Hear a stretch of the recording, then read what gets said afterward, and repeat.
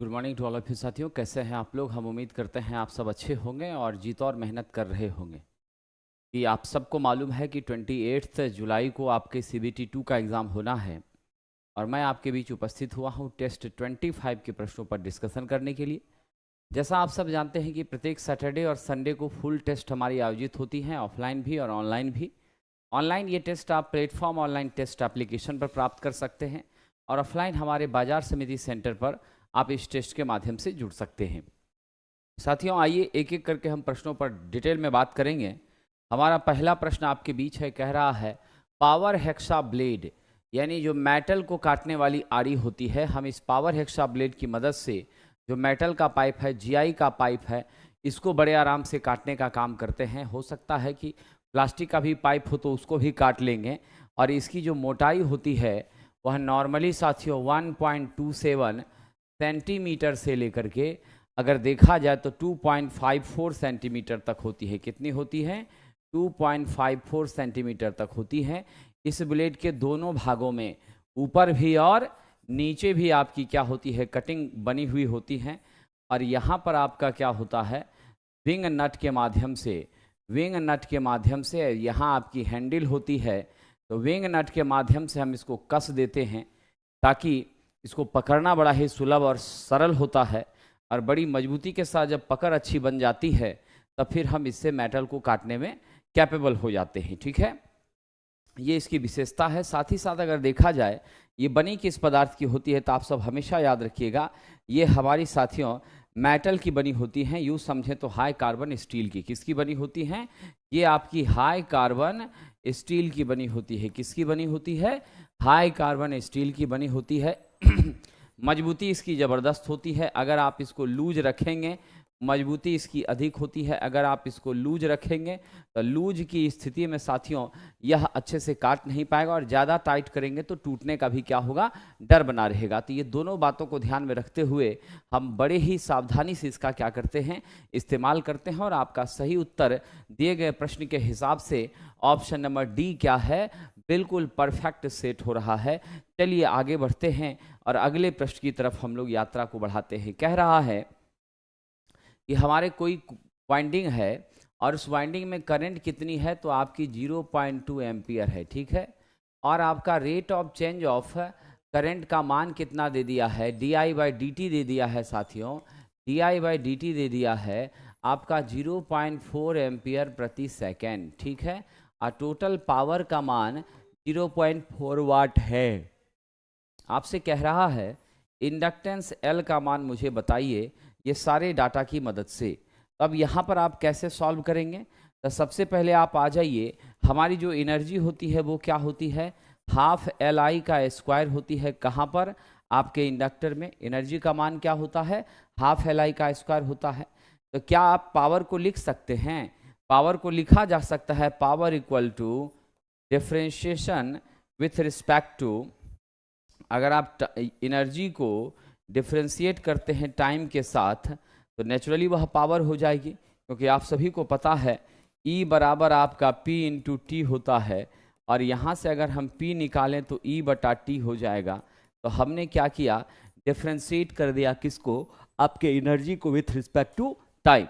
जब एनर्जी को with respect to time आप डिफ्रेंशिएट करते हैं तो हमारे पास जो डाटा मिलता है वो क्या मिलता है, d/dt u के बदले में हाफ LI का स्क्वायर। जब इसको आप डिफ्रेंशिएट करते हैं तो हाफ आपका कांस्टेंट है, उसका डिफ्रेंशिएशन तो होगा नहीं, वो सीधे का सीधा बाहर आ जाएगा। तो फाइनली क्या हो जाएगा, 1/2 इंटू 2 LI di बाय आपकी dt हो जाएगी। ठीक है, दो दो आपका कैंसिल हो गया। फाइनली वैल्यू आपको क्या मिली, P बराबर LI di/dt। तो जरा मुझे बताइए, यहाँ से L अगर निकालना हो तो आप क्या करेंगे, P/I di/dt। यहाँ से आप सिंप्लीफाई करेंगे तो क्या आ जाएगा, आपका आ जाएगा साथियों L equal to P/I di/dt। अब सारा का सारा डाटा आपको दिया हुआ है।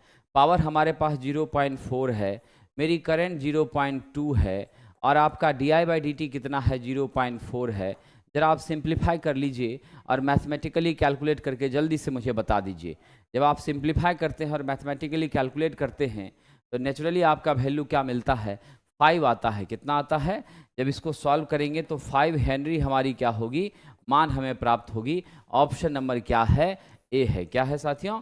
ऑप्शन नंबर ए है। चलिए आगे बढ़ते हैं, अगला प्रश्न देखते हैं क्या कह रहा है अगला क्वेश्चन। आइए विद्यार्थियों, एक डीसी जनरेटर के में 2 परत लैप वाइंडिंग है, यानी आपके पास लेयर कितनी है साथियों? तो हमारी लेयर है आपका 2, और वाइंडिंग कौन सी है? आपकी लैप वाइंडिंग है। वाइंडिंग कौन सी है? लैप है। नंबर ऑफ कंडक्टर प्रति स्लॉट कितना है? तो यहाँ ध्यान रखिएगा, नंबर ऑफ कंडक्टर प्रति स्लॉट, पर स्लॉट्स, इसका मान कितना दिया हुआ है? इसका मान साथियों 6 दिया हुआ है, ठीक है। और आपका नंबर ऑफ स्लॉट्स कितना है? आपका नंबर ऑफ स्लॉट्स जो है वो 72 है। आपसे कह रहा है कम्यूटेटर, क्या कह रहा है? कम्यूटेटर बार की संख्या। क्या पूछ रहा है? कम्यूटेटर बार की संख्या। तो हमारा क्या हो जाएगा, अगर हम लोग बड़ी आराम से देखें, अगर हमें फॉर्मूला पता हो, अगर हमें क्या हो, फॉर्मूला पता हो, तो बड़े आराम से वैल्यू निकल सकती है। Slot into conductor by layer. क्या होता है ये होती है स्लॉट्स इनटू कंडक्टर, अब बटा क्या हो जाएगी, नंबर ऑफ लेयर। क्या हो जाएगी? नंबर ऑफ लेयर हो जाएगी। तो सिंप्लीफाई करिए, स्लॉट्स हमारे पास 72 है, नंबर ऑफ कंडक्टर प्रति स्लॉट 6 है, लेयर आपका 2 है, 2 से 3 टाइम्स कट गया। जल्दी मुझे कैलकुलेट करके बताइए, how much will be the value? 216, 216। आपका सही उत्तर क्या हो जाएगा? ऑप्शन नंबर डी हो जाएगा, 216। ठीक है जी, क्या हो जाएगा? 216।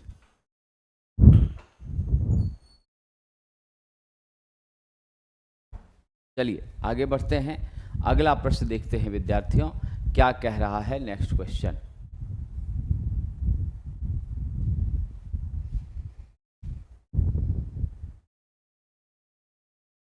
कह रहा लो टेंशन केबल के इंसुलेशन की टेस्टिंग कितने वोल्ट पर की जाती है? बड़ा अच्छा प्रश्न है। आप सब जानते हैं कि हमारा जो एलटी केबल होता है यह आपका 1 kV के रेंज तक होता है। कहाँ तक होता है? 1 kV तक होता है। और ये आपकी एलटी का मतलब है लो टेंशन। एलटी का क्या मतलब है? लो टेंशन। तो यानी इसके लिए जो टेस्टिंग वोल्टेज होगा वो बहुत होगा, तो 1.1 kV तक होगा। तो दिए गए प्रश्न का सही उत्तर क्या हो जाएगा? 1.1 kV, दैट मीन्स 1100। क्या हो जाएगा? 1100 वोल्ट हो जाएगा। ठीक है, चलिए आगे बढ़ते हैं। अगला प्रश्न है, दिए गए विकल्पों में जो घरेलू उपकरण है उसके लिए केबल कौन सा हम चूज करते हैं? तो हमारे घरेलू उपकरण के जो केबल चूज करते हैं वह नेचुरली आपकी क्या होती है? फ्लेक्सिबल केबल होती है। और इस केबल के अंदर जो तार होते हैं वो कॉपर के स्ट्रैंडेड, क्या होते हैं? स्ट्रैंडेड कंडक्टर होते हैं। ये स्ट्रैंडेड कहने का सीधा मतलब है कि बहुत सारा पतला पतला कॉपर का तार एक दूसरे के ऊपर गुच्छे के रूप में क्या होता है? लपेटा हुआ रहता है।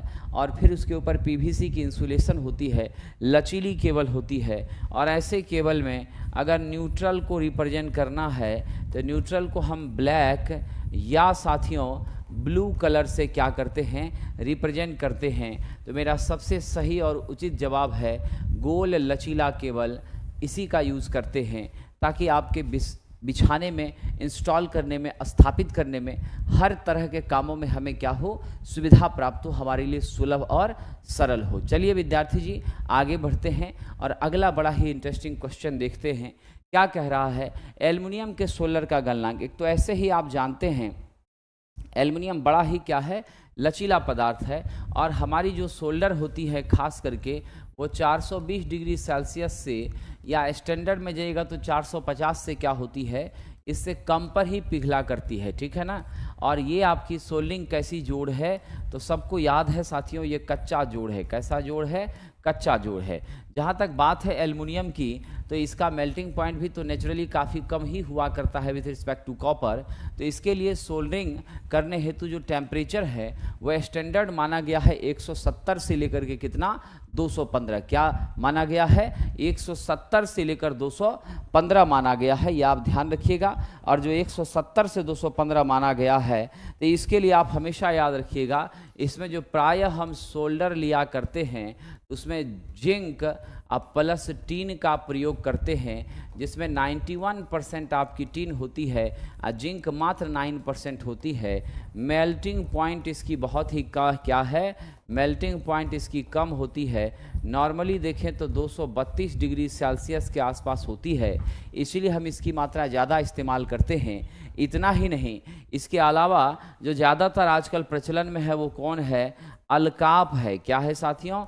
अलकाप का यूज किया जाता है। ये एक स्पेशल प्रकार का सोल्डर है जो हम किसके जोड़ के लिए यूज कर रहे हैं? एल्युमिनियम के लिए कर रहे हैं। इस अलकाप का जो कंपोजिशन होता है, इसमें लेड 51%, शीशा कितना होता है? 51% होता है। टीन 31% होती है। टीन कितनी होती है? आपकी 31% होती है। आपका जिंक कितना होता है? 9% होता है। ठीक है, तो लेड हो गया 51, टीन हो गया 31, जिंक हो गया 9%, और कैडमियम जो है वो रेस्ट बचा हुआ आपका क्या होता है? 9% होता है। तो इस तरह का कंपोजिशन यहाँ पर यूज होता है। और रही बात यहाँ साथियों आपके फ्लक्स की, तो यहाँ पर फ्लक्स हमारा के स्पेशल टाइप का होता है, आयर नंबर 7। क्या यूज होता है? आयर नंबर 7। ये आपके फ्लक्स के रूप में यहाँ विशेष रूप से क्या होता है साथियों? इस्तेमाल किया जाता है। आयर नंबर 7 क्या होता है? विशेष रूप से इस्तेमाल किया जाता है, इसमें कोई शक नहीं। ठीक है, चलिए आगे बढ़ते हैं। तो मेरा सबसे महत्वपूर्ण जो उत्तर है वो क्या यहाँ पर आ गया? Option number D. क्या हो गया साथियों? हमारा जो अत्यंत महत्वपूर्ण उत्तर है वो कौन सा है? ऑप्शन नंबर डी है। चलिए आगे बढ़ते हैं विद्यार्थी जी, अगली चर्चा हम लोग करते हैं। आगे बढ़ने से पहले आप ध्यान दीजिए कि जो भी छात्र अभी अंतिम समय में लोको पायलट की तैयारी में लगे हुए हैं और लास्ट कंडीशन में उनको इच्छा है कि हम कम से कम जो मिनिमम क्वालिफाइंग मार्क्स है उसे अचीव कर सके, इसके लिए हमारी एक रिवीजन बैचेज चल रही हैं, जिसमें लाइव भी क्लासेस चल रही हैं, रिवीजन भी आपको अलग से कराया जा रहा है, और जो क्लासेस हैं वो पूरी तरह से पढ़ा करके डिटेल वीडियो भी प्रदान की गई है, जिसके सहारे आप कम समय में अपनी तैयारी बेहतर कर सकते हैं। तो प्लेटफॉर्म बाय नवीन कुमार सिंह एप्लीकेशन पर ये बैच है ALP CBT 2 booster revision batch, मात्र 199 रुपये में साथियों प्लेटफॉर्म बाय नवीन कुमार सिंह ऐप पर उपलब्ध है। आप इससे संबंधित किसी क्वायरी के लिए 7070-177-240 पर कॉल कर सकते हैं। यदि आपकी बात हो जाएगी तो निश्चित आपकी मदद की जाएगी, मुझे पूरा विश्वास है। आइए आगे बढ़ते हैं। अगला हम प्रश्न देखते हैं क्या है। वर्क इंस्पेक्टर का एग्ज़ाम कब तक हो सकता है? अभी वर्क इंस्पेक्टर के एग्ज़ाम की कोई डेट नहीं आई है, लेकिन वर्क इंस्पेक्टर के जो फॉर्म भरे गए उस फॉर्म की छटनी चल रही है। यानी जब छटनी चल रही है तो 1-1.5 महीने बाद कोई न कोई सूचना ज़रूर आपको मिल जाएगी। यानी आप ये रख लीजिए कि जुलाई के लास्ट या अगस्त तक में परीक्षा के संबंध में सूचना निसंदेह आनी चाहिए, और आपका एग्जामिनेशन आने वाले 1.5 से 2 महीने में ज़रूर हो सकता है, ये पॉसिबिलिटी बन रही है। बाकी विभाग का अंतिम निर्णय होगा, और जब ऑथेंटिक इन्फॉर्मेशन आएगी तो आपको ज़रूर सूचना दी जाएगी। आइए आगे बढ़ते हैं। ये बड़ा ही इंटरेस्टिंग क्वेश्चन है। कह रहा है 11 के भी 500 MVA 3 फेज सर्किट ब्रेकर किसी फॉल्ट के कारण अचानक बंद हो जाता है, रेटेड सिमेट्रिकल ब्रेकिंग करंट निकालिए। साथियों आप सबको दिया हुआ है, क्या दिया हुआ है? तो हमारा वियोजन क्षमता, ब्रेकिंग कैपेसिटी, वो कितना दिया है? 500 MVA दिया हुआ है। हम सब जानते हैं कि हमारी जो ब्रेकिंग कैपेसिटी होती है इसका एक बड़ा ही अच्छा सूत्र होता है। ब्रेकिंग कैपेसिटी का सूत्र होता है विद्यार्थी, जल्दी से बताइएगा, √3 भी सिमेट्रिकल इनटू आपका क्या होता है? आई ब्रेकिंग आप कह सकते हैं, या आई सिमेट्रिकल भी यहाँ ले सकते हैं। ठीक है, तो चलिए हम यहाँ पर भी रेटेड और आई सिमेट्रिकल कर देते हैं तो आपको ज़्यादा सुलभ हो जाएगा। मतलब रेटेड वोल्टेज इनटू आपकी क्या हो जाएगी? सिमेट्रिकल करंट हो जाएगी। ये परिमाण किसका होता है? आपके ब्रेकिंग कैपेसिटी का होता है। अब यहाँ से यदि हम आई सिमेट्रिकल निकालना चाहें तो बिना किसी चिंता के आपका क्या हो जाएगा फॉर्मूला? आपका फॉर्मूला हो जाएगा, ब्रेकिंग कैपेसिटी को यहाँ हिंदी में वियोजन क्षमता लिखा जाए यदि, तो वियोजन क्षमता बाय √3 इंटू भी रेटेड हो जाएगा। तो देख लीजिए जरा क्वेश्चन में क्या दिया है, वियोजन क्षमता 500 MVA है, तो 500 इंटू 10⁻6 हो गया, यहाँ √3 कर दीजिए। रेटेड वोल्टेज आपका कितना है, तो जल्दी से देख लीजिए 11 kV है, तो 11 इंटू 10⁻3 कर दीजिए। अब इसको जरा विद्वानों सॉल्व करिए। जब इसको आप सॉल्व करेंगे तो क्या प्राप्त होगा, आप जब इसको सॉल्व करते हैं तो 26 किलो एम्पियर प्राप्त होता है। कितना, 26 किलो एम्पियर। प्रश्न ने आपसे सिमेट्रिकल नहीं पूछा, प्रश्न ने आपसे ब्रेकिंग करंट पूछा। ब्रेकिंग करंट हमारे सिमेट्रिकल से क्या होती हैं, अधिक होती हैं। कितनी अधिक होती हैं, तो आप सबको याद है साथियों, जब हम लोग यहाँ पर आ जाएं तो हमारी करंट क्या होती हैं, अधिक होती हैं। तो अधिक में कितनी हो जाती हैं, ध्यान रखिएगा। जब कभी भी ऐसी बातें हो जाए, मेकिंग करंट आपका 2.55 इंटू क्या होता है, ब्रेकिंग। तो मेरी मेकिंग बड़ी है, अब ब्रेकिंग क्या है, ऑन बिहाफ ऑफ दैट थोड़ी सी कम है। तो इसीलिए इस वाले प्रश्न में जो आपका सिमेट्रिकल करंट निकला वही आपका ब्रेकिंग है। इसीलिए यहाँ स्पष्ट लिखा है रेटेड सिमेट्रिकल ब्रेकिंग करंट। तो इसलिए घबराने की कोई ज़रूरत नहीं है। उसमें भी मान किस में, तो रूट मीन स्क्वायर में। तो दिए गए प्रश्न के लिए बिना किसी चिंता के आप जो सही उत्तर है वो क्या ले लीजिएगा, ऑप्शन नंबर डी ले लीजिएगा, जो कि 26 किलो एम्पियर आपका मिला है। कितना मिला है, 26 किलो एम्पियर मिला है। इसीलिए यहाँ पर ज़्यादा परेशान होने की ज़रूरत नहीं है, ठीक है। तो मेरा सही उत्तर क्या मिल गया आपको, correct answer is option number D, 26 kilo ampere. चलिए जी आगे बढ़ते हैं, अगले प्रश्न की ओर चर्चा करते हैं। जावक्रीय वोल्टेज E = 50 sin 200 πt से दिखाया गया है। अब कह रहा है कि फ्रीक्वेंसी कैलकुलेट कर लीजिए। तो हमारा इंस्टेंटेनियस वैल्यू है 50 sin 200 πt। तो जरा देख लीजिए विद्यार्थी जी, आप क्या लिखते हैं स्टैंडर्ड इक्वेशन, E =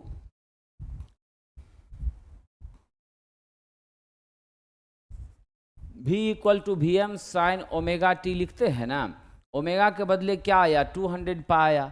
Vm के बदले क्या आया, 50। तो इसमें इक्वेशन को अगर मिला दीजिए तो Vm 50 वोल्ट आ गया। ओमेगा जो एंगुलर फ्रीक्वेंसी है वो कितनी आ गई, 200 π आ गई। आपसे कह रहा है फ्रीक्वेंसी निकालने के लिए, तो ओमेगा बराबर क्या होता है, 2πf होता है।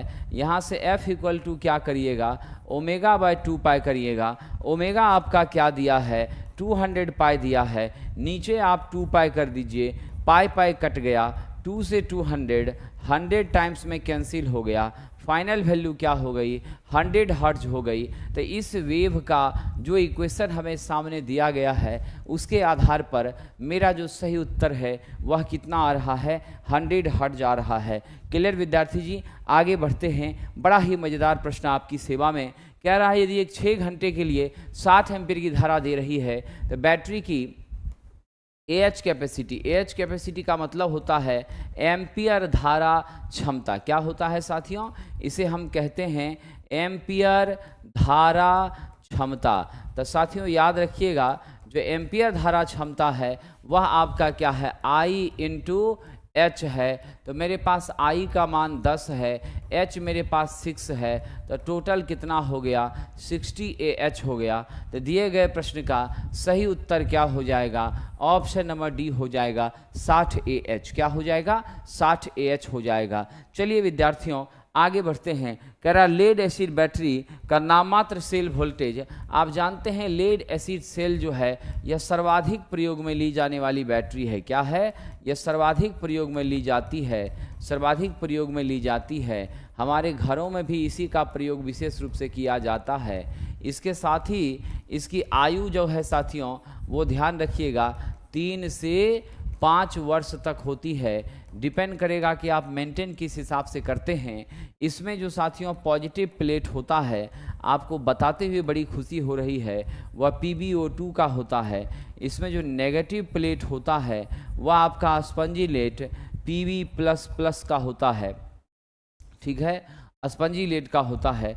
इसमें जो डाइइलेक्ट्रिक होती है वह आप सभी लोगों को मैं बता दूं वह H2SO4 होता है। वो भी कैसा, डाइल्यूट। कैसा होता है, डाइल्यूट H2SO4 होता है। इसके एक सेल का वोल्टेज 2 वोल्ट हुआ करता है। यह रिचार्जेबल सेल है, इसे आप सेवरल टाइम्स आविष्ट करके इस्तेमाल कर सकते हैं, इसमें कोई शक नहीं है। तो मेरा राइट आंसर है ऑप्शन नंबर ए, आपका 2 वोल्ट। 8 वोल्ट कहाँ से ले आए भाई साहब? 8 वोल्ट तो कोई सेल देता ही नहीं है। एक सिंगल सेल 8 वोल्ट आज तक तो लिथियम आयन नहीं दे पाया, और आप कहाँ से 8 वोल्ट एक सेल से लेकर चले आए? सेलों का जो कॉम्बिनेशन होता है तब जाके बैटरी बनती है। एक सेल, सिंगल सेल यहाँ 2.2 वोल्ट मैक्सिमम देता है। जनरल वे में बात करें तो 2 वोल्ट देता है, और जब हम उसका कॉम्बिनेशन करेंगे तो यही 2 मिलके आपका 24, 42 जितने तक आपको वोल्टेज लेके जाना है आप विकसित करने में क्या होते हैं, सक्षम हो जाते हैं। ठीक है, तो इसीलिए थोड़ा सा क्या करना है, अपनी विद्युता को ध्यान में रखते हुए तब उत्तर देने का प्रयास करना है। आइए आगे बढ़ते हैं। बड़ा मजेदार क्वेश्चन, निम्न में कौन से विषम चुंबकीय सामग्री हैं? विषम चुंबकीय का मतलब होता है नॉन मैग्नेटिक। क्या होता है? इसका मतलब होता है साथियों नॉन मैग्नेटिक। और जो नॉन मैग्नेटिक मटेरियल है इसमें आप सभी लोग जानते हैं मेरे म्यू आर का मान क्या होता है, लेस देन आपकी क्या होती है, 1 होती है। और इसी नॉन मैग्नेटिक को अचुंबकीय पदार्थ कहते हैं। इसी को क्या कहते हैं विद्यार्थी जी? आप सब जानते हैं इसी को क्या कहते हैं, अचुंबकीय पदार्थ कहते। और अचुंबकीय पदार्थ को अंग्रेजी में डाया मैग्नेटिक कहा जाता है। क्या कहा जाता है? डाया मैग्नेटिक कहा जाता है। इसकी मैग्नेटिक ससेप्टिबिलिटी क्या होती है? इसकी मैग्नेटिक ससेप्टिबिलिटी आपकी बिल्कुल साथियों नेगेटिव होती हैं, ऋणात्मक होती है। और ऐसे पदार्थ क्या होते हैं? चुंबकीय कुचालक होते हैं। लेकिन वैद्युतीय क्या होते हैं साथियों? ये ऐसे पदार्थ चुंबकीय कुचालक होते हैं लेकिन वैद्युतीय चालक होते हैं, इलेक्ट्रिकल कंडक्टर होते हैं। आपका कॉपर हो गया, आपकी सिल्वर हो गई, ये सब आपका क्या है, एक प्रकार का बड़ा ही अच्छा विषम चुंबकीय पदार्थ है। तो यहाँ दिए गए ऑप्शन में निकेल मेरा नहीं आएगा, निकेल नहीं आएगा। सोना, तांबा और सीसा ये तीनों यहाँ पर सबसे बेहतर तरीके से सेट हो रहा है। इसीलिए हम किसे स्वीकार करेंगे? ऑप्शन सी को। किसे स्वीकार करेंगे? ऑप्शन सी को स्वीकार करेंगे। चलिए विद्यार्थी जी आगे बढ़ते हैं। अगला प्रश्न है, कह रहा 400 ओम का सर्ज इम्पीडेंस एक सिरोपरी लाइन से जा रहा है, ठीक है, और 40 ओम की क्या है, तो आपकी कैरेक्टरिस्टिक्स इम्पीडेंस है अंडरग्राउंड लाइन में। लाइन और तार के बीच में जहाँ पर संधि हो रही है, दोनों ज्वाइंट हो रहा है, और ज्वाइंट होने पर क्या हो जाएगा कि हमारे तरंग का परावर्तन गुणांक यानी रिफ्लेक्शन कॉफिशिएंट वो क्या होगा? ठीक है, क्या है साथियों? रिफ्लेक्शन कॉफिशिएंट क्या होगा? संजना जी ऐसा है कि एल्युमिनियम को हम लोग पैरामैग्नेटिक की कैटेगरी में भी रखते हैं, इसीलिए एल्युमिनियम को लेना बहुत उचित नहीं है। आप इस चीज़ को बेहतर तरीके से समझती हैं, ठीक है ना? इसीलिए जब मेरे पास लेड का विकल्प है, सोना का विकल्प है, तांबा का विकल्प है, तो हम इसी विकल्प के साथ जाना चाहते हैं, क्योंकि aluminium several time considered as paramagnetic material, so we are not categorize it in the category of diamagnetic. okay, मुझे उम्मीद है आप बिल्कुल इस चीज़ को समझ पा रही हैं। आइए जरा इस मज़ेदार प्रश्न को देखते हैं। ये मज़ेदार प्रश्न क्या कह रहा है? ये कह रहा है कि ZL का मान कितना है? 400 ओम है, और ZC हमारा कितना है? 40 ओम है।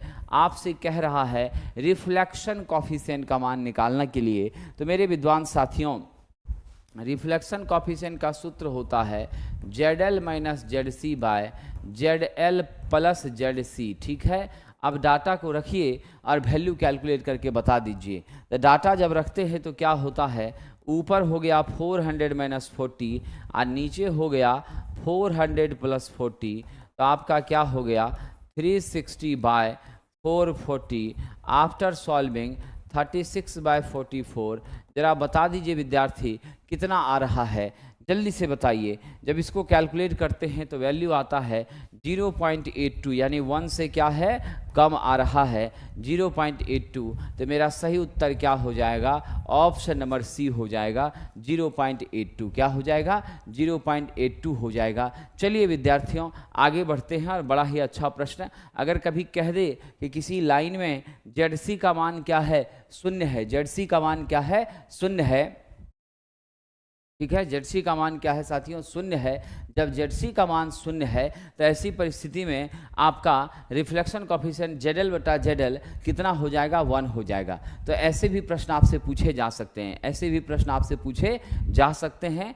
जेड का मान 0 हो तो रिफ्लेक्शन कॉफिशिएंट क्या होगा, ZL by ZL, both are cancel each other, final value we get 1। Okay, इसका कोई यूनिट नहीं होता, ये सेम क्वांटिटी की क्या है साथियों, रेशियो है, अनुपात है। Okay, now the next question dear friend, अगला बड़ा ही अच्छा प्रश्न है। कह रहा 230 वोल्ट है हमारा, यानी वोल्टेज आपका 230 वोल्ट दिया है, करंट का मान आपका 5 एम्पियर है, थीटा हमारी कितनी है, 30 डिग्री दी गई है। आपसे कह रहा है रिएक्टिव पावर निकालिए। Q बराबर विद्वानों आप जानते हैं VI साइन थीटा या साइन फाई होता है। क्या होता है, साइन थीटा या साइन फाई, कोई भी रिप्रेजेंटेशन आप ले सकते हैं। और इसकी यूनिट आती है वोल्ट एम्पियर रिएक्टिव में, हम चाहें तो किलो वोल्ट एम्पियर रिएक्टिव भी कह सकते हैं। राशि जिस हिसाब की होगी, क्वांटिटी जिस मैग्नीट्यूड की होगी, उस हिसाब से किलो या हम वोल्ट एम्पियर रिएक्टिव लेंगे। अब यहाँ सभी मान को रखिए, वोल्टेज आपका 230 है, करंट आपका 5 है,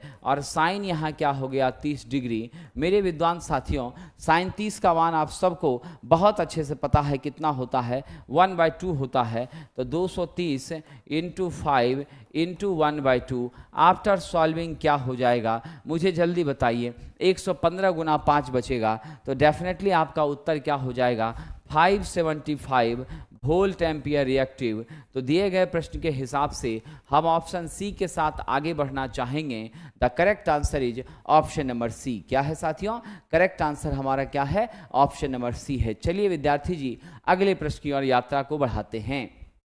कह रहा है यदि एम्पलीफायर का इनपुट और आउटपुट क्रमशः क्या है, 1 और 100 है, इसमें पावर गेन जल्दी बता दीजिए। विद्यार्थियों यहाँ पर आपका P इनपुट का मान 1 दिया है और P आउटपुट का मान कितना दिया है, 100 दिया है। अगर आप पावर गेन की बात करते हैं तो आप सबको मैं बता दूं मेरे विद्वान साथियों कि हमारा जो पावर गेन है dB में, वह कैसे व्यक्त किया जाता है, पावर गेन कैसे साथियों, डेसिबल में। इसको रिप्रेजेंट करने का तरीका होता है, जब कभी भी आप पावर गेन करें, वोल्टेज गेन करें, करंट गेन करें, तो हमेशा आउटपुट बटा इनपुट होता है। ये आपका हो जाएगा 10 लॉग कितना विद्यार्थी जी, 10 का बेस, और आपका क्या हो जाएगा, P output by P input हो जाएगा। मेरे विद्वान साथियों यहाँ 10 लॉग 10 का बेस P आउटपुट 100 बटा 1 कर दीजिए। आप सभी को लॉगरिदम तोड़ने आता है, क्योंकि आप सब ग्रेट मैथमेटिशियन आर्यभट्ट की भूमि से कहीं न कहीं संबंध रखते हैं। ऐसी परिस्थिति में इसे लिखा जा सकता है 10 log 10 का बेस यहाँ 100, it represented like as 10 log 10 base 10 to the power 2.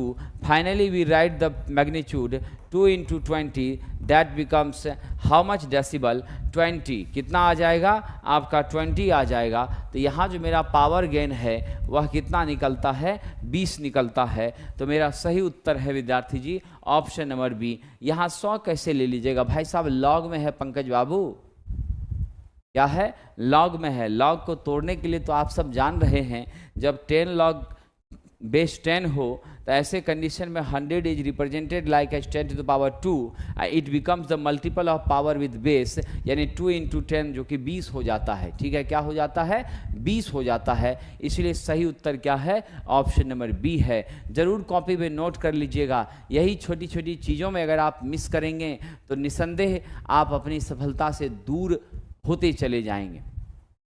चलिए आगे बढ़ते हैं। अगला बड़ा ही इंटरेस्टिंग क्वेश्चन है, 2 ओम का रजिस्टर 1 ओम के रजिस्टर को सीरीज के रूप में एक 6 वोल्ट के सेल से जोड़ा गया है, तो 2 ओम के सापेक्ष कितनी पावर की बर्बादी हो रही है, खपत हो रही है। यहाँ क्या है, 2 ओम का रजिस्टर और 1 ओम का रजिस्टर, ये दोनों आपस में कैसे है, सीरीज में है, और इसके सापेक्ष क्या जोड़ा गया है, एक सेल जोड़ा गया है जो 6 वोल्ट का है। आपसे कह रहा है पावर लॉस कितना हो रहा है, तो हमारा पावर अक्रॉस 2 ओम रजिस्टर ये निकालना है। तो ये कैसे निकलेगा, आप सब तो जानते हैं। यदि हम करंट निकालने तो मेरे लिए बड़ा सुलभ हो जाएगा। तो सबसे पहले हम धारा निकालते हैं। सर्किट कैसी है, सीरीज में है, करंट सबके लिए सेम होगी। I = V/R इक्विवेलेंट हो जाएगा। वोल्टेज आपका 6 है, R इक्विवेलेंट कितना हो गया, 2 + 1 सीरीज में है, तो 6/3 बराबर क्या हो गया, 2 एम्पियर आ गया। अब जब 2 एम्पियर आ गया तो पावर अक्रॉस 2 ओम क्या होता है, I² × R। I का मान कितना है, 2, तो 2 का स्क्वायर, R कितना है, 2, तो जरा देख लीजिए 4 × 2 बराबर क्या हो गया, 8 वाट। मेरा सही उत्तर क्या निकल जाएगा, 8 वाट आ जाएगा। क्या हो जाएगा, सही उत्तर 8 वाट हो जाएगा। चलिए विद्यार्थी जी आगे बढ़ें। 2 का स्क्वायर 4 होता है, अब 4 × 2 8 होता है। क्या होता है, 2 का स्क्वायर 4 होता है, 4 × 2 8 होता है। मेरा सही उत्तर 8 वाट है। ठीक है जी। चलिए विद्वानों आगे बढ़ते हैं। बड़ा ही अच्छा प्रश्न है।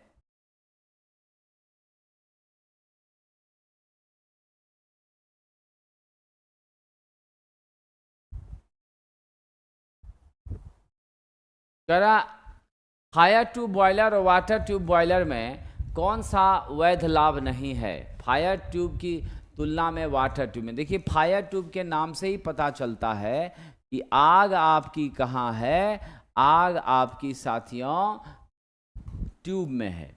फायर ट्यूब में क्या है, आग ट्यूब में है। कहाँ पर, आपके फायर ट्यूब में। कहाँ जी, फायर ट्यूब में। अब वाटर ट्यूब में क्या है, तो इसमें आपकी आग बॉडी में है और आपकी पानी कहाँ पर है, तो पानी साथियों ध्यान रखिएगा ट्यूब में है। पानी कहाँ पर है, तो आपका ट्यूब में है। ये है दोनों की अपनी अपनी विशेषता। अब रही बात जो हमारा फायर ट्यूब है, उसमें आप समझ लीजिएगा कि इफ़िशेंसी अधिक होती है, मेंटेनेंस भी क्या है, इंस्पेक्शन भी आसान होता है। फायर ट्यूब में क्या है, ध्यान रखिएगा, दक्षता अधिक होती है। फायर में दक्षता अधिक होती है। उसके बाद मरम्मत भी क्या है, आसान है। मरम्मत भी आसान है। ये 2 खासियत तो हैं ही। साथ ही साथ तीसरी अच्छी बात है कि अशुद्धियों को दूर करना क्या होता है, अशुद्धियों को दूर करना सरल होता है। कहाँ पर, तो आपके फायर ट्यूब में। ठीक है। वाटर ट्यूब में ये चीज़ें थोड़ी कम्प्लेक्स हो जाती है। वाटर ट्यूब में क्या होती हैं, ये चीज़ें थोड़ी कम्प्लेक्स हो जाती हैं, इसमें कोई शक नहीं है। तो इसीलिए विद्यार्थी जी हमारा जो सबसे अच्छा ऑप्शन है कि वाटर ट्यूब बॉयलर का वैध लाभ नहीं है। तो अगर कह दिया जाए कि निर्माण और डिजाइन आसान है तो ये उचित बात नहीं है। ये सब बिल्कुल सही है, लेकिन ये गलत है। अगर मैं आपसे कह दूं एग्जाम्पल बताइए फायर ट्यूब का, तो आइए जरा देख लीजिए क्या है। फायर ट्यूब बॉयलर का जो एग्जाम्पल है उसमें हम अगर चर्चा करें तो मेरे पास कौन कौन आ जाता है। बॉयलर आपका कॉकरन आता है, लंकाशायर आता है। क्या आता है आपका, कॉकरन बॉयलर, कॉकरन, लंकाशायर, ये सब जो बॉयलर हैं आपके कौन से हैं, फायर ट्यूब वाले हैं। लेकिन अगर वाटर ट्यूब में जाएंगे तो आपका स्टार्लिंग है, बेबकॉक विलकॉक्स बॉयलर है। कौन सा है आपके वाटर ट्यूब में, वाटर ट्यूब में आएंगे तो आपका वेबकॉक्स, वेबकॉक्स विलकॉक्स, वेबकॉक विलकॉक्स बॉयलर है। दूसरा आपका देख लीजिए तो कौन सा है, तो आपका स्टार्लिंग। कौन सा, स्टार्लिंग। ये जो बॉयलर है ये दोनों हमारा क्या है, वाटर ट्यूब बॉयलर है। तो आपको याद रहेगा वाटर ट्यूब बॉयलर कौन सा? Stirling boiler, Babcock Wilcox boiler. Fire tube कौन सा? कॉकरन और लंकाशायर बॉयलर। जो आपके रेल इंजन में बॉयलर हुआ करता है वह भी बॉयलर आपका कौन सा है? फायर ट्यूब बॉयलर ही। वह भी बॉयलर आपका कौन सा है? फायर ट्यूब बॉयलर ही है। तो हमारा जो सही उत्तर है वह कौन सा है? ऑप्शन नंबर सी है। कौन सा है? ऑप्शन नंबर सी है। चलिए आगे बढ़ते हैं विद्यार्थी जी, अगला चर्चा करते हैं। देखिए विद्यार्थी जी, नॉर्मलाइजेशन एक स्वाभाविक प्रक्रिया है। आप नॉर्मलाइजेशन की प्रक्रिया को लेकर जितना नकारात्मक होंगे तो वो आपको उतना नुकसान पहुंचाएगा, समझ गए? इसीलिए जो स्थितियां हैं उसको स्वीकार करिए और अगली चुनौती का डटकर सामना करिए, अगर जीवन को बेहतर बनाना है तो। ठीक है ना?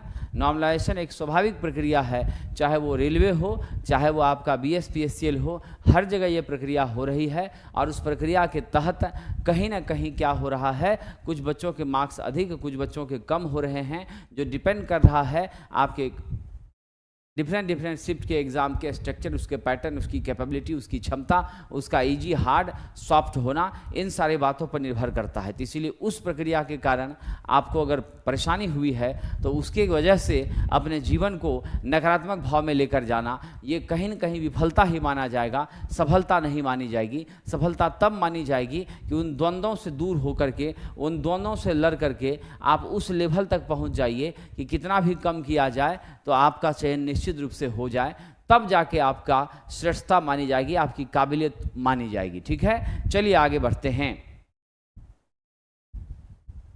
स्टार से डेल्टा संजना दीदी बहुत बार बता चुके हैं, ठीक है ना? और क्वेश्चन में तो चर्चा करेंगे ही, चिंता मत करिए। यूट्यूब पर भी कई बार उसकी चर्चा हमने की हुई है, ठीक है? बाकी आपका आदेश हुआ है तो जरूर सेवक आपके चरणों में इस बात की कोशिश करेगा। आइए आगे बढ़ते हैं। व्यावसायिक रूप से उपलब्ध सोलर पैनल में इस्तेमाल होने वाले सबसे समान सोलर सेल का निर्माण निम्नलिखित में किस तत्व से होता है? जो सोलर सेल का निर्माण है साथियों, वो सिलिकॉन से होता है। किससे होता है? सिलिकॉन से होता है, क्योंकि सिलिकॉन में ताप सहने की क्षमता क्या है? उच्च होती है। यह 200 डिग्री सेल्सियस या कभी कभी 250 तक भी ताप को सह लेता है। मेरा जर्मेनियम जो है वो 70 डिग्री सेल्सियस के रेंज में प्रायः रहा करता है, 70-75, इससे ज़्यादा पर नहीं जाता। इसीलिए साथियों हम किसका यूज करते हैं? सिलिकॉन का यूज करते हैं। और हमारे सोलर सेल का जो एक सेल है वह आपका 0.5 वोल्ट का वोल्टेज हमें प्रदान करता है। कितना का? 0.5 का। ये एल्युमिनियम और कार्बन इसका कोई हिस्सा नहीं है, इससे इसको लेने या चर्चा करने का कोई मीनिंग नहीं है। डीसी सीरीज मोटर का प्रयोग डैश चालन हेतु नहीं किया जाता साथियों। इलेक्ट्रिक लोकोमोटिव में करते हैं, ट्रॉली में करते हैं, क्रेन में करते हैं, सेंट्रीफ्यूगल पंप में नहीं करते। यहाँ पर साथियों हम लोग इंडक्शन मोटर का विशेष रूप से प्रयोग करते हैं। किसका करते हैं? इंडक्शन मोटर का विशेष रूप से प्रयोग करते हैं। डीसी सीरीज मोटर वहाँ यूज होती है जहाँ आपका स्टार्टिंग टॉर्क क्या हो साथियों? उच्च हो, क्योंकि इस केस में आप जानते हैं स्टार्टिंग टॉर्क आपके IA के स्क्वायर के क्या होती है? समानुपाती होती है। क्या होती है? IA स्क्वायर के साथियों समानुपाती होती है। स्पीड का वेरिएशन में यहाँ ज़बरदस्त होता है, तो अपनी सुविधा के अनुसार हम उसको बड़े आराम से मेंटेन कर सकते हैं। कह रहा unexcited single phase synchronous motor के संदर्भ में क्या गलत है? तो भाई साहब unexcited single phase synchronous motor बिल्कुल सही बात है, सिंगल फेज AC सप्लाई पर चलती है। इसके रोटर को DC नहीं देना पड़ता, याद रखिएगा। रोटर को DC एक्साइटेशन, रोटर को DC एक्साइटेशन नहीं देते हैं, याद रखिएगा। क्या करते हैं? रोटर को DC एक्साइटेशन नहीं देते हैं। इसके बाद साथियों कह रहा है गलत कथन कौन सा है, जरा देख लीजिएगा। ये सेल्फ स्टार्टिंग है, फिक्स गति पर चलता है, सही बात है। सिंगल फेज सप्लाई देते हैं, सही बात है। डाउट इस दो जगह पर आ रहा है। जरा मुझे बताइए, क्या ये सेल्फ स्टार्टिंग होती है या यह नॉट सेल्फ स्टार्टिंग होती है? जल्दी बताइएगा।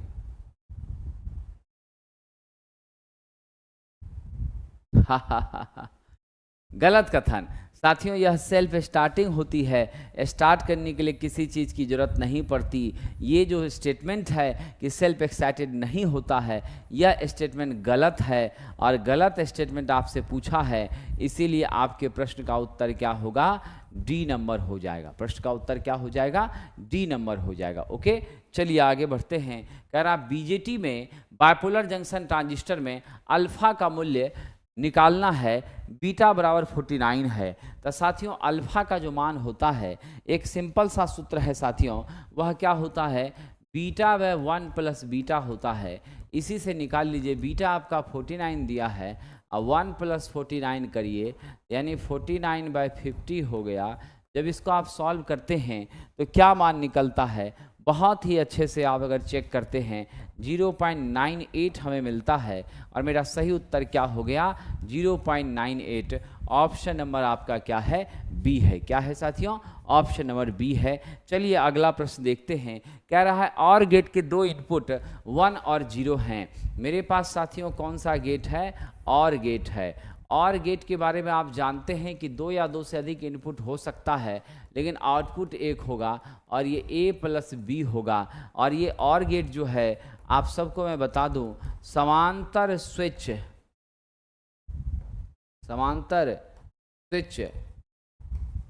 परिपथ के क्या है? समतुल्य होता है। यानी दो स्विच को आप पैरेलल में लगा के तब परिपथ बनाते हैं तो उसके समतुल्य होता है। यानी अगर आपका 1 और 0 हमारा इनपुट है तो 1 प्लस 0 क्या हो जाएगा? 1। ठीक है, 0 प्लस 1 क्या हो जाएगा? 1। और 1 प्लस 1 क्या हो जाएगा? 1। और 0 प्लस 0 क्या हो जाएगा? 0। यानी कोई भी एक इनपुट अगर हाई है तो मेरा आउटपुट क्या हो जाएगा? हाई हो जाएगा। तो यानी ऑप्शन सी यहाँ पर क्या है? सही उत्तर है। जब दोनों इनपुट लो है तभी आपका क्या होगा? लो वैल्यू मिलेगा, अन्यथा हमेशा हाई ही मिलेगा। ठीक है, चलिए आगे बढ़ते हैं। बड़ा अच्छा प्रश्न है। आईई नियम के अनुसार अर्थिंग प्लेट जो गैल्वेनाइज्ड स्टील मेटल की बनी है उसका नट बोल्ट किस चीज़ का होता है? तो भाई अर्थ प्लेट जिस पदार्थ की है उसी का मेरा क्या होता है? नट बोल्ट होता है। और नट बोल्ट जब समान पदार्थ का होता है, क्या होता है? नट बोल्ट जब समान पदार्थ का होता है, एक ही पदार्थ का होता है, तो ऐसी परिस्थिति में आप याद रखिएगा हमारी चालकता पर कोई असर नहीं पड़ता। क्या होता है? हमारी चालकता पर असर नहीं पड़ता। चालकता पर असर नहीं पड़ता, इसका मतलब है साथियों कि आपकी कंटिन्यूअस लीकेज करंट प्रवाहित होगी, बीच में कहीं रुकावट नहीं आएगी, और धड़ल्ले से हमारे फॉल करंट को पृथ्वी में जाने से कोई रोकेगा नहीं। हमारा सिस्टम सेफ और सुरक्षित हो जाएगा। हम आयरन के ऊपर गैल्वेनाइज्ड क्यों करते हैं? आयरन को जिंक का लेप क्यों लगाते हैं? इसके पीछे का कारण है कि हम जंगरोधी बनाना चाहते हैं और इसके डैमेज को, डीके को बिल्कुल नियंत्रित करना चाहते हैं। पाइप अर्थिंग प्रतिरोध को किसके द्वारा विनियमित किया जाता है? तो पाइप अर्थिंग का जो प्रतिरोध है नमक और पानी डाल करके क्या कर सकते हैं? रेगुलेट करते हैं। तांबा रड डालना यहाँ पर तो ठीक है, बहुत उचित बात नहीं है। चालक तार बदलना, अर्थिंग रड बदलना सबसे अच्छा है ऑप्शन ए। बीच बीच में नमक और पानी डालते रहिएगा। तो जब नमक और पानी डालते रहिएगा तो क्या होगा? वहाँ मॉइस्चर कंटेंट रहेगी, और मॉइस्चर जब वहाँ पे जमी रहेगी तो आपको निसंदेह विद्यार्थी प्रतिरोध कम होगा, धड़ल्ले से धारा का प्रवाह होता रहेगा। चलिए विद्यार्थी जी आगे बढ़ते हैं। बीजेटी में अल्फा निकालना है, बीटा का मान दिया है। अल्फा इक्वल टू देखा था बीटा बाय 1 प्लस बीटा। हमारे पास बीटा कितना दिया है? 30। 30 by 1 plus 30 that becomes 30 by 31। अब ज़रा मुझे बताइए ये 30 बाय 31 जब हो गया तो आप इसे क्या कैलकुलेट करके लिखेंगे? जल्दी बताइए विद्यार्थियों, ये कितना हो जाएगा आफ्टर कैलकुलेटिंग? आफ्टर कैलकुलेटिंग हो जाएगा ऑप्शन नंबर बी 0.96। तो ऐसे प्रश्नों में सिर्फ यदि फॉर्मूला आपको याद है तो चुटकियों में आप समाधान कर लेंगे। क्या करेंगे? चुटकियों में समाधान कर लेंगे। समझ गए? कोयला जो है वह हम देते हैं, लेकिन वह निर्माण के समय ही देते हैं। ऊपर से कोयला को प्रवेश कराना संभव नहीं है। हाँ, नमक ऊपर से भी दे सकते हैं, क्योंकि नमक जब मिट्टी के साथ जाता है तो नमी छोड़ता है, इसीलिए पानी और नमक ये ज़्यादा सूटेबल है। ठीक है। हाँ, चारकोल, कोयला ये सब डालते हैं जब इंस्टॉल कर रहे होते हैं, स्थापित कर रहे होते हैं, उस समय ये सब चीज़ें करने का प्रयास करते हैं। आइए विद्यार्थी जी आगे बढ़ते हैं। कैसे ये आंसर बच्चे आ जाता है? आप लोग मुझे लगता है कैलकुलेट करने का प्रयास नहीं करते हैं, यूं ही आंसर दे देते हैं, इसीलिए थोड़ी दिक्कत होती है क्या? अभी जो मैंने देखा, अभी यहाँ हमारा 30 डिवाइडेड बाई 31 है, 0.9677 आ रहा है, तो हमने 0.96 लिया है। अभी किसी बच्चे ने 0.98 भी बता दिया। ये छोटी सी गलती करेंगे तो आप क्या होंगे, नेगेटिव मार्किंग की कैटेगरी में चले आएंगे। तो परहेज रखना है, ऐसी गलतियां कैलकुलेशन में नहीं करनी है। कह रहा है 16 एम्पेयर के 3 पिन का सॉकेट आउटलेट पॉइंट में कितने वाट को देगा। तो जब 16 एम्पेयर 3 पिन का सॉकेट है तो ये नेचुरली आपका क्या हो गया, पावर लोड के लिए हो गया। किसके लिए हो गया, पावर लोड के लिए। और पावर लोड क्या होता है, तो आपका 1000 वाट तक हो सकता है। पावर लोड कितना हो सकता है, 1000 वाट तक। कितना तक हो सकता है, 1000 वाट। 1000 वाट। और आप सबको मैं बता दूं कि मेरा जो पावर लोड है वह आपके 3000 वाट और 2 ही आपके क्या होते हैं वहां पर साथियों, पॉइंट होते हैं।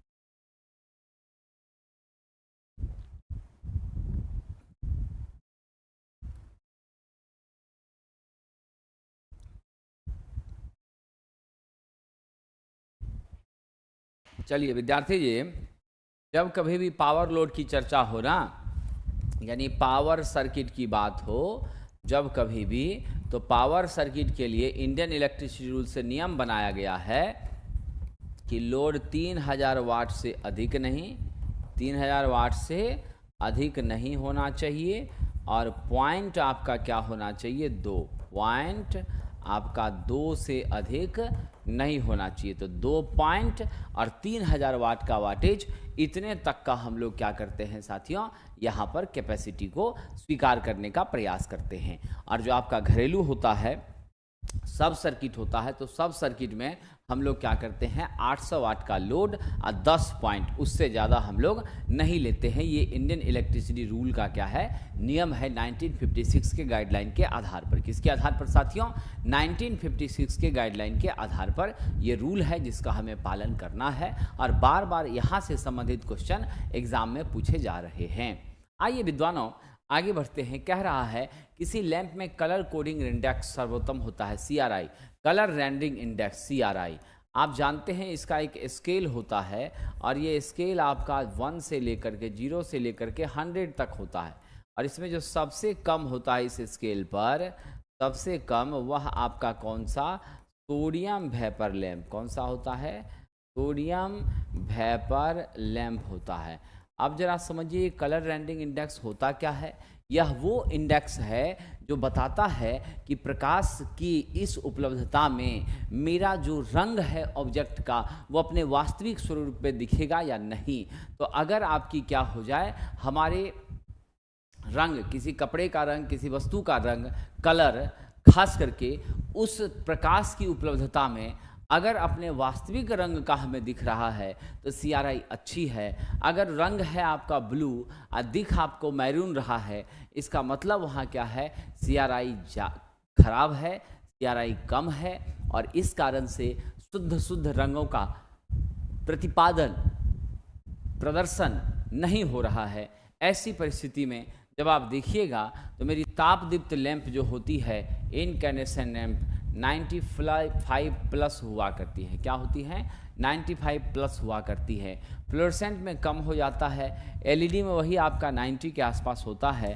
तो दिए गए प्रश्न में सबसे सही उत्तर है इनकैंडेसेंट लैंप। और इनकैंडेसेंट लैंप का पावर फैक्टर भी क्या होता है, 1 होता है, क्योंकि यहाँ पर लोड आपकी कैसी है, रजिस्टिव है। लोड आपकी कैसी है, रजिस्टिव लोड है। ये छोटी बातें आप याद रखिएगा मेरे विद्वान साथियों। आइए जरा हम यहाँ पे चर्चा करते हैं। बात बड़ा गंभीर है क्या, कि यहाँ जो मैंने आपसे कहा कि भाई सोडियम वेपर लैंप का सबसे खराब होता है, हालांकि अब सोडियम वेपर लैंप का यूज भी होना क्या हो गया, एकदम बंद हो गया है। और सर्वाधिक 100 किसका होता है, सूर्य प्रकाश का। सर्वाधिक 100 किसका होता है, तो 100 आपका होता है साथियों सूर्य के प्रकाश का। किसका जी, सूर्य के प्रकाश का सबसे अधिक होता है। सूर्य प्रकाश में कोई भी रंग है वो अपने वास्तविक रंग में ही हमें दिखता है, उसमें परिवर्तन नहीं होती हैं। कौन सा नॉन कन्वेंशनल एनर्जी सोर्स का उदाहरण है? मेरा डीजल, मेरा पेट्रोल, मेरा कोयला, ये सब आपका कैसा है? जीवाश्म ईंधन है, फॉसिल फ्यूल है। क्या है जी? ये सब आपका जीवाश्म ईंधन है, फॉसिल फ्यूल है। इसका भंडार भी क्या है साथियों? भंडार भी सीमित है। भंडार भी क्या है जी? भंडार भी आपका सीमित है, ये ध्यान रखिएगा। साथ ही साथ भंडार तो सीमित है ही, साथ ही साथ इसको तैयार होने में हजारों लाखों वर्ष हो जाते हैं, रिसाइकल जल्दी नहीं होता। मेरी पवन जो है वह गैर परंपरागत है। आजकल हम पवन का इस्तेमाल करना शुरू कर दिए हैं, जिसमें विंड की काइनेटिक एनर्जी का प्रयोग करके हम यांत्रिक ऊर्जा का विकास करते हैं और उस यांत्रिक ऊर्जा को टरबाइन की मदद से कहाँ पहुँचाते हैं? अल्टरनेटर के शाफ्ट पर, और फिर वहाँ से बिजली का क्या होता है? उत्पादन होता है। चलिए विद्यार्थी जी आगे बढ़ते हैं। कह रहा भारत में किसी आवासीय परिसर में जो शक्ति वितरण प्रणाली में 2 फेज के बीच वोल्टेज होता है, तो 2 फेज टू फेज जो वोल्टेज होता है वह भारत में कितना होता है?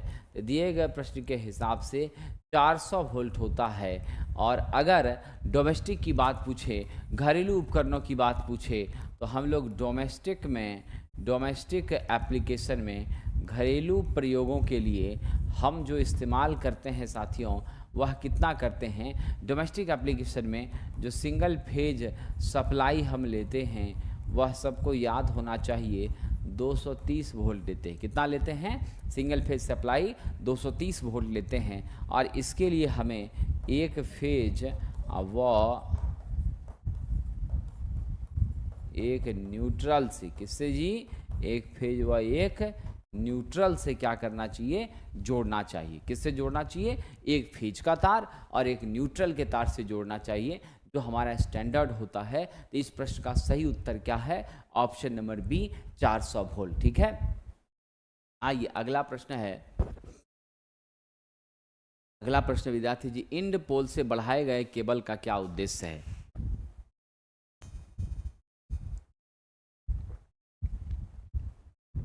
आइए विद्यार्थी जी, बड़ा अच्छा प्रश्न है। इंड पोल, ये जो आपका सबसे आखिर में पोल होता है और सबसे शुरू में पोल होता है, यहाँ तो मान लीजिए आपके क्रॉस आर्म से तार जा रही है, लेकिन इस जगह पर क्लैंप लगा करके और फिर यहाँ स्टे या गे इंसुलेटर लगा करके और तब इसको क्या करते हैं? नट बोल्ट के माध्यम से पृथ्वी के भीतर साथियों जकड़ के रखते हैं। इसे स्टे वायर या गे वायर कहा जाता है। क्या कहा जाता है? इसे स्टे वायर या गे वायर कहा जाता है। इसका एकमात्र उद्देश्य होता है तीखे मोड़ पर किनारे में हमारे पोल को झुकने से बचाना, पोल को सहारा देना। जैसे केले से लदा हुआ पेड़, आप देखते हैं फल जब बड़ा होता है तो झुकने लगता है, हम उसमें एक लकड़ी का टुकड़ा नीचे से उसके जड़ को सपोर्ट में लगा देते हैं, जिससे वह पूरी तरह से क्या है?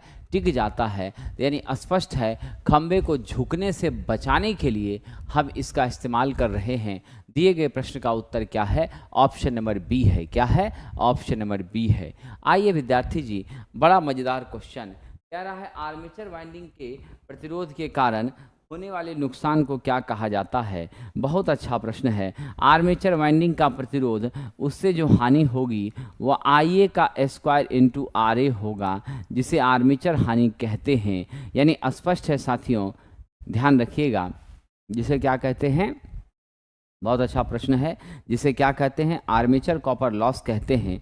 और ये आर्मेचर कॉपर लॉस की जब चर्चा हो रही है तो आप सबको याद रखिएगा, मेरा आर्मेचर DC मशीन में है ना, आर्मेचर DC मशीन में क्या है साथियों? रोटेटिंग। DC मशीन में कौन सा हिस्सा होता है? तो DC मशीन में यह रोटेटिंग पार्ट। कैसा पार्ट? DC मशीन का रोटेटिंग पार्ट होता है। ठीक है, याद रखिएगा, DC मशीन में यह क्या होता है? रोटेट करता है, रोटर पर असेंबल होता है। और आर्मेचर में वाइंडिंग के लिए सुपर इनामेल कॉपर का क्या करते हैं? इस्तेमाल करते हैं। और आर्मेचर का जो प्रतिरोध है वह नॉर्मली हम क्या रखना चाहते हैं? RA का मान 1 के बराबर या 1 के आसपास हम रखना चाहते हैं, ताकि हमारी लॉसेस क्या हो जाएं? कम हो जाए, ताकि हानियाँ हमारी क्या हो जाएं? कम हो जाएं।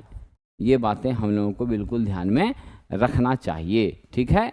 और ये तो कम मान का प्रतिरोध है, तो कम मान के प्रतिरोध को कैसे मापेंगे, आप सबको याद है ना। तो कम मान के प्रतिरोध को मापने के लिए केल्विन ब्रिज का इस्तेमाल करते हैं। केल्विन ब्रिज का ही एडवांस वर्जन क्या है, केल्विन डबल ब्रिज। क्या है इसी का advance version, kelvin double bridge है, यह आप याद रखेंगे। चलिए विद्यार्थियों, बड़ा ही अच्छा प्रश्न है, कह रहा है दिष्ट धारा मोटर का साफ्ट टॉर्क और आर्मेचर टॉर्क से डैश हानि के कारण कम होता है। तो मेरी जो आर्मेचर टॉर्क होती है वह बड़ी होती है किससे साथियों, मेरे साफ्ट टॉर्क से। साफ्ट टॉर्क वो टॉर्क होता है जो हमें आउटपुट के लिए सीधे जिम्मेदार होता है। इसी टॉर्क के माध्यम से हम डायरेक्ट क्या होते हैं, आउटपुट प्राप्त करते हैं। ये जो आर्मेचर टॉर्क है यह हमको आउटपुट के सापेक्ष नहीं मिलता। तो ये आर्मेचर और इसके बीच का जो लॉस होता है वो कौन सा लॉस होता है, जरा अच्छे से सोच कर बताइएगा। वह आपकी साथियों कौन सी लॉस होती हैं, बताइए विद्यार्थी जी।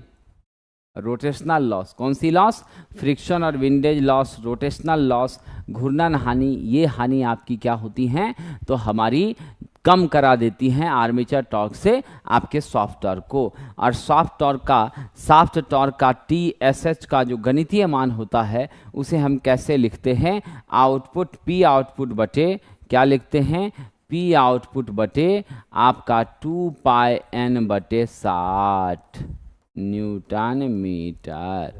क्या होता है, P आउटपुट बटे 2πn/60 न्यूटन मीटर, ठीक है।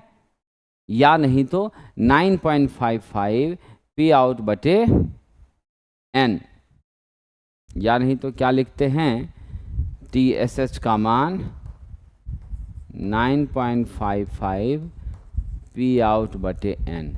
ये दोनों में जो इक्वेशन आपको सूटेबल लगे, दोनों का मान वही है और दोनों सही है। उत्तर है सी नंबर। कह रहा है ट्रांसफर कोर के निर्माण के लिए निम्नलिखित में से किस सामग्री का प्रयोग होता है, सिलिकॉन स्टील का होता है।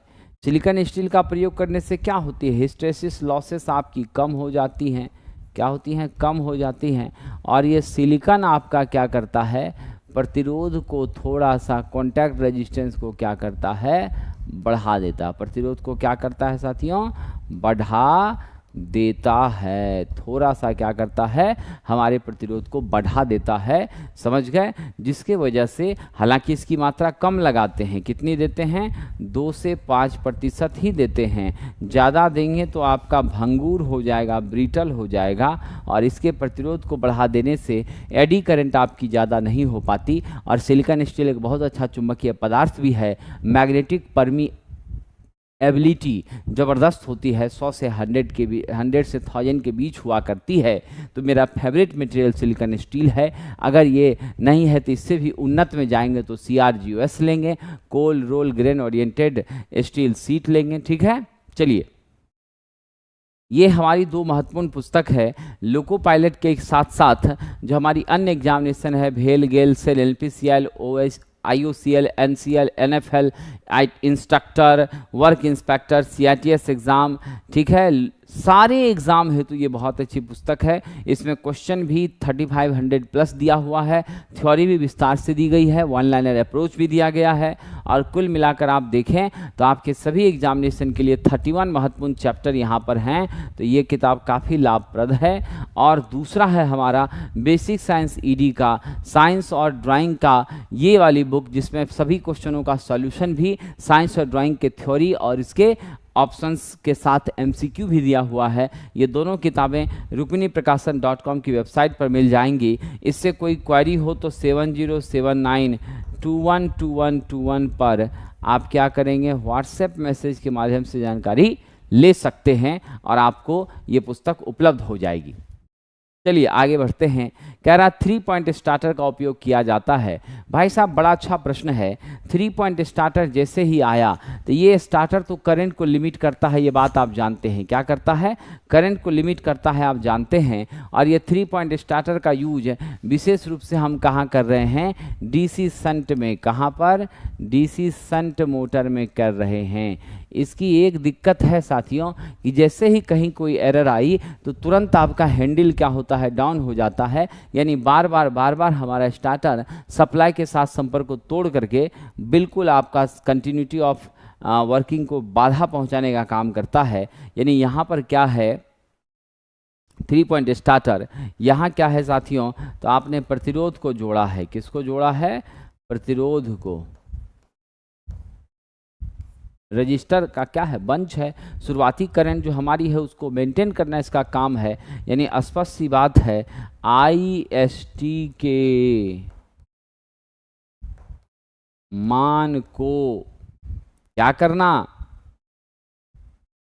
नियंत्रित करना।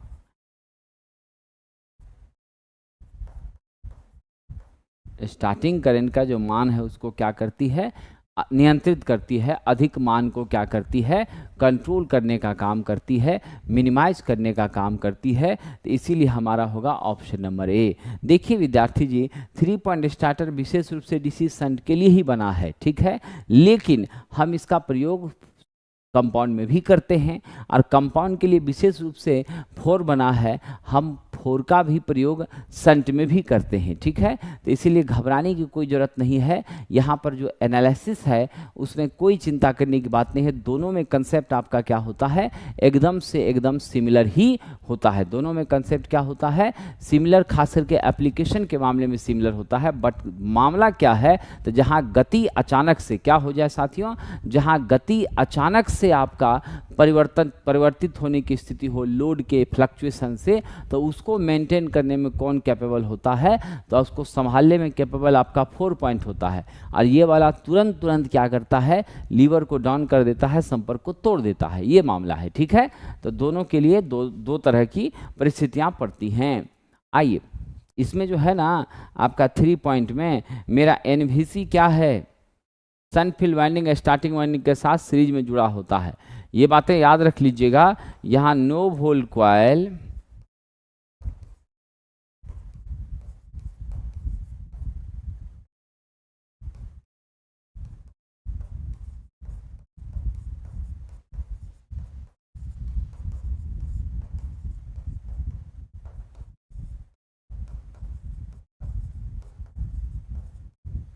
यहाँ पर कोई रजिस्टर एक्स्ट्रा नहीं लगाते।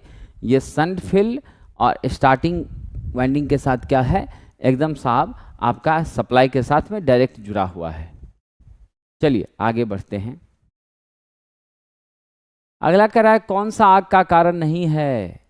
भाई साहब, गलत फ्यूज रेटिंग होगी तो जरूर आपका आग लग सकता है। ढीला कनेक्शन होगा तो बिल्कुल आग लग सकता है।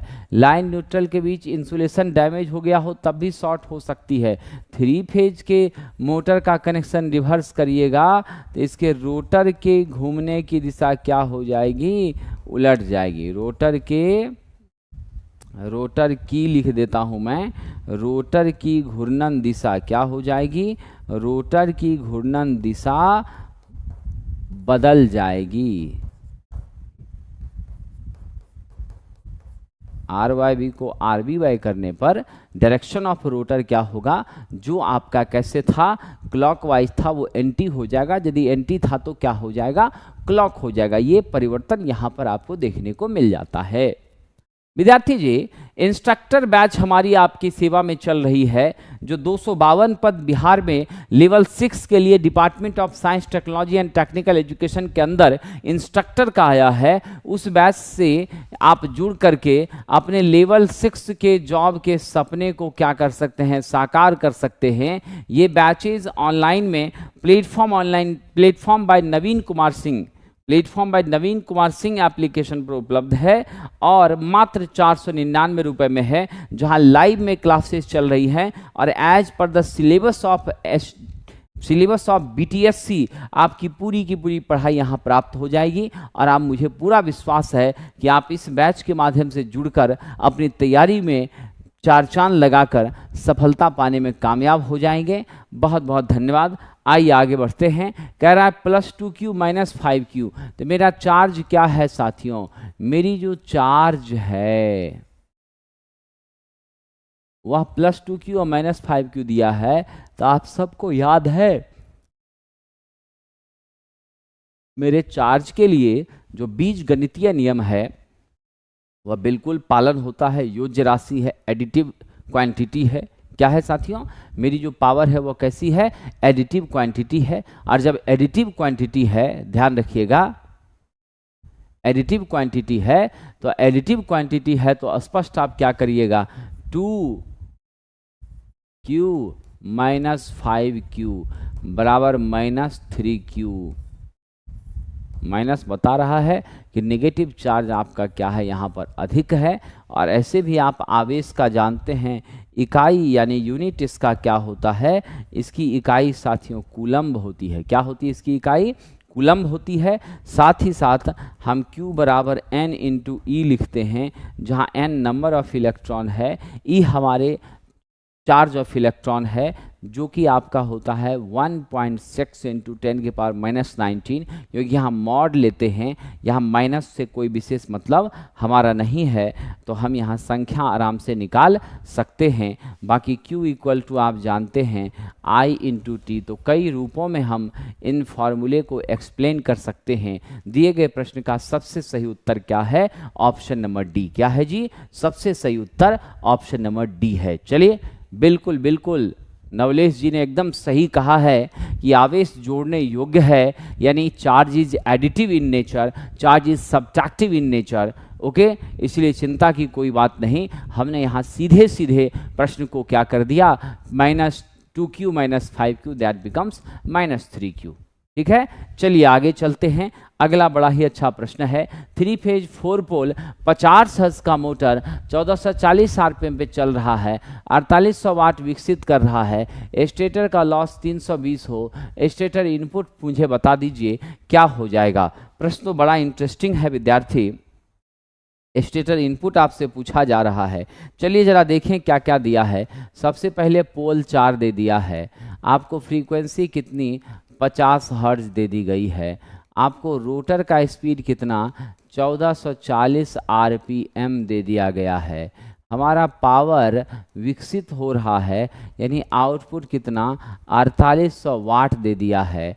मेरी स्टेटर की लॉस क्या है, पी स्टेटर हानि, पावर हानि स्टेटर पर वह कितनी है 320 वाट है। आपसे कह रहा है पी इनपुट बराबर क्या होगा, कैसे होगा, उसे कैलकुलेट करिए। तो आप सभी विद्वानों को पता है, हम यहाँ सबसे पहले स्लिप निकाल लेते हैं। स्लिप निकालने के लिए NS इक्वल टू 120 F/P करना पड़ेगा। तो 120 गुना 50 बाय आप कर दीजिए 4, that becomes how much 1500 RPM. कितना आ गया, 1500 आरपीएम आ गया। अब यहाँ से स्लिप निकालिए। स्लिप का सूत्र होता है NS minus NR by NS into 100। करिए ना करिए कोई दिक्कत नहीं है, वो परसेंटेज फ्रैक्शन में लेके चले जाएंगे।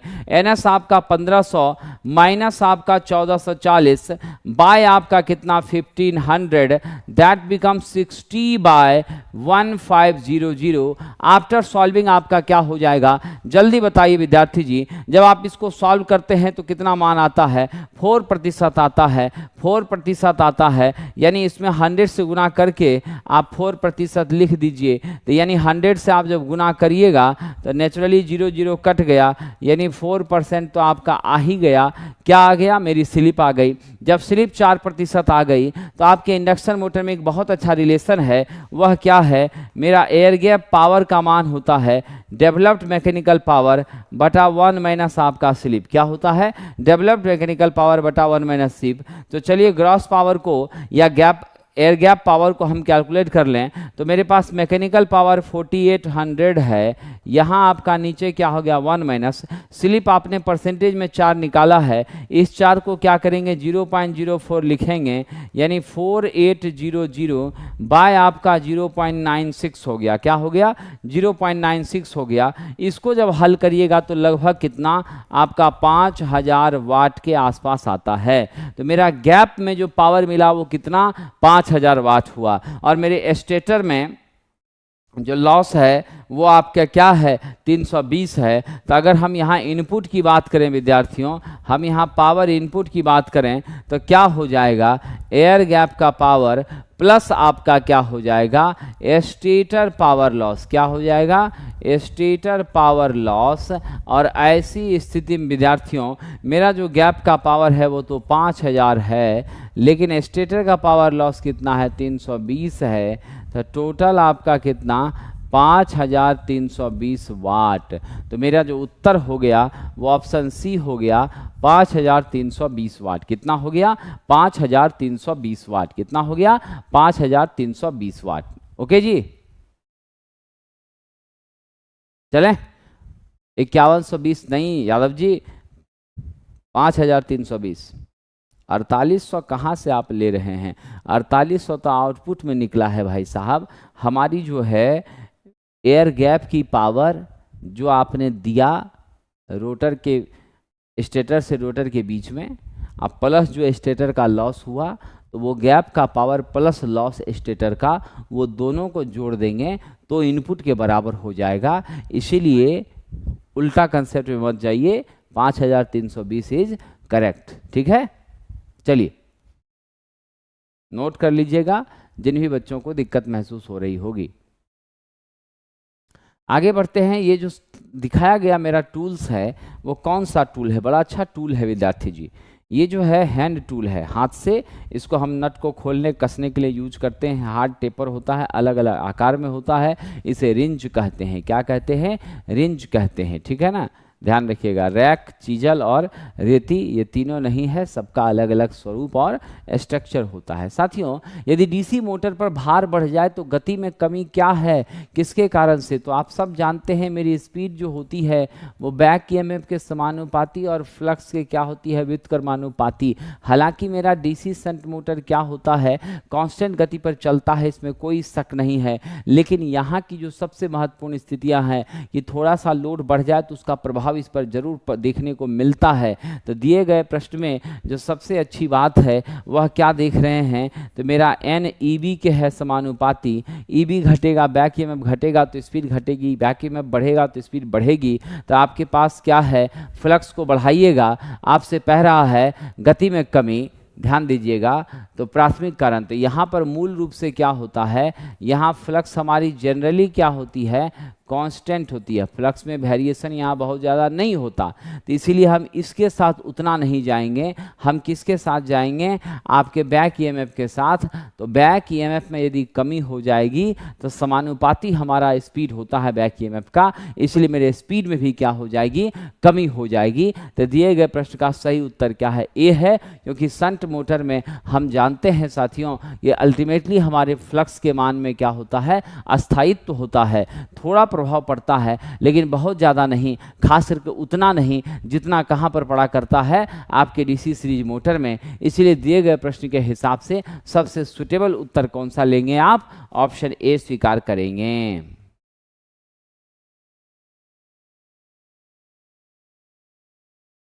ऐसे भी गति बहुत कम थोड़े होता है, हल्का कम होता है। अब फ्लक्स को कांस्टेंट मानते हैं तो इसीलिए फ्लक्स में चेंजिंग नहीं होगा।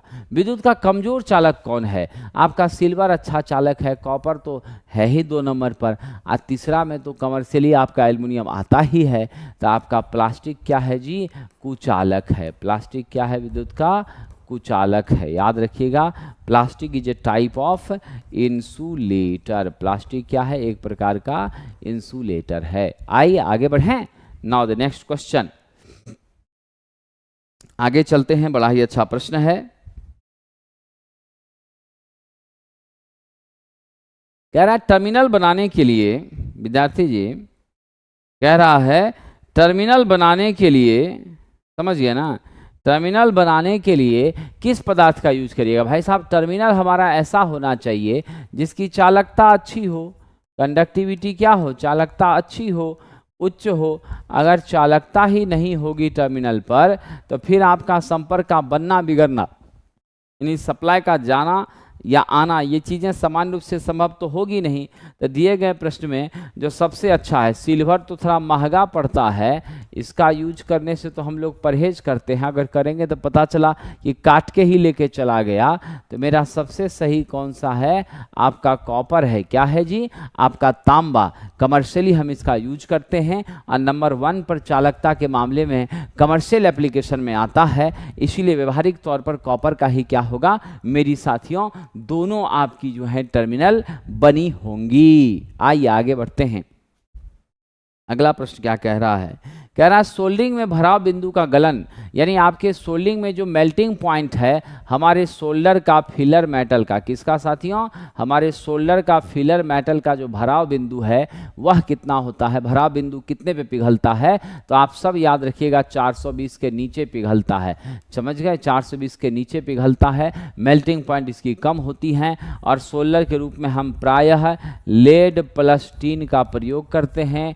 टीन अधिक मात्रा में होता है, लेड कम मात्रा में होता है। अगर जल्दी पिघलाना है तो एंटीमनी और विस्मथ, हम एंटीमनी और विस्मथ, ठीक है, एंटीमनी और विस्मथ क्या करते हैं, विस्मथ मिला देते हैं, ठीक है, जिसकी मदद से आपका क्या होता है और भी आपका जल्दी पिघलना शुरू होता है। टिन की परसेंटेज हमेशा जल्दी ज़्यादा रखी जाती है। टिन की परसेंटेज ज़्यादा रखने से आपका पिघलाव आसान होता है। स्टैंडर्ड अगर बात करें तो हम लोग 170 से लेकर के वही 200, 200, 200, 210, 220 इसी रेंज में हम आराम से 90 से लेकर 180, 200 के बीच में जितना भी घरेलू छोटा छोटा कंपोनेंट है उन सब का हम सोल्डिंग कर लिया करते हैं। समझ गए जी। चलिए आगे बढ़ते हैं। तो यानी बिलो 420, 0.5 मीटर आपका लेंथ दे दिया है, एल का मान कितना 0.5 मीटर दे दिया है, मेरी वेलोसिटी 30 मीटर प्रति सेकंड दे दी है, मेरा फ्लक्स डेंसिटी आपका 2t दे दिया है और गति की दिशा लंबवत है यानी थीटा का मान 90 डिग्री है। अब आपसे कह रहा है ईएमएफ की गणना करिए। तो ईएमएफ बराबर क्या होता है, BLV साइन थीटा। तो जल्दी आइए, B के बदले में 2, L के बदले में 0.5, V के बदले में 30 इंटू साइन 90 का मान कितना 1। सिंप्लीफाई कर लीजिए, आपका क्या हो गया 60 गुना 0.5।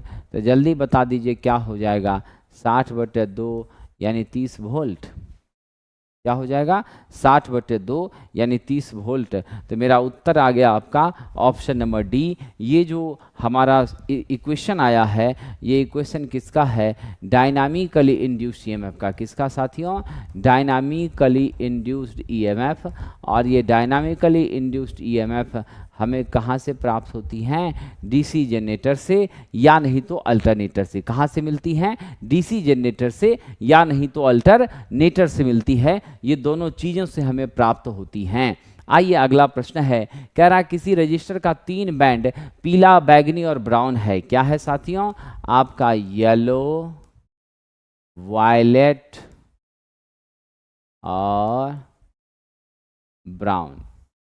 सबको याद है आर का मान क्या होता है, AB गुना 10 के power C plus minus D%।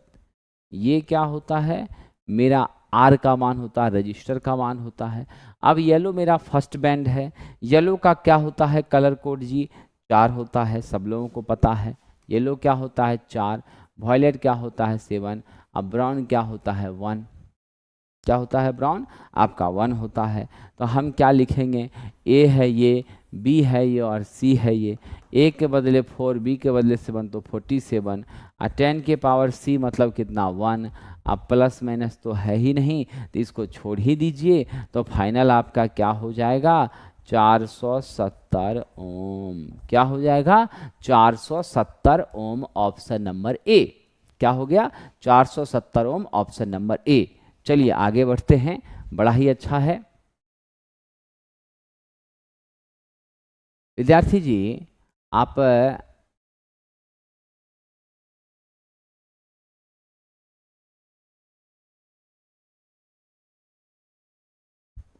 देखिए, आप क्लासरूम में पढ़िए या घर में पढ़िए, अगर आपकी कंटिन्यूटी नहीं है, समझ गए, अगर आप क्लासरूम में पढ़िए या घर में पढ़िए, अगर आपकी कंटिन्यूटी नहीं है, कंसेप्ट पर पकड़ नहीं है, डेली रिवीजन और प्रैक्टिस नहीं करते हैं, तो आप सफल नहीं हो सकते हैं। ये सबसे कड़वा सच है जो आपको स्वीकार करना पड़ेगा। ठीक है, जो सबसे कड़वा सच है वो आपको स्वीकार करना पड़ेगा। समझ गए ना? ये बातें ध्यान रख लीजिए।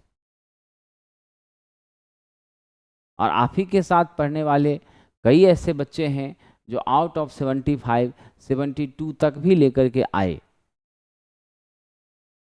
तो ये तब संभव है जब आप कंसेप्ट को महसूस समझते हैं, उसको रिवीजन करते हैं, निरंतर प्रैक्टिस करते हैं, टेस्ट सीरीज के साथ जुड़े रहते हैं।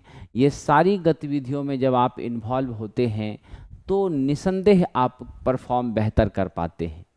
ठीक है।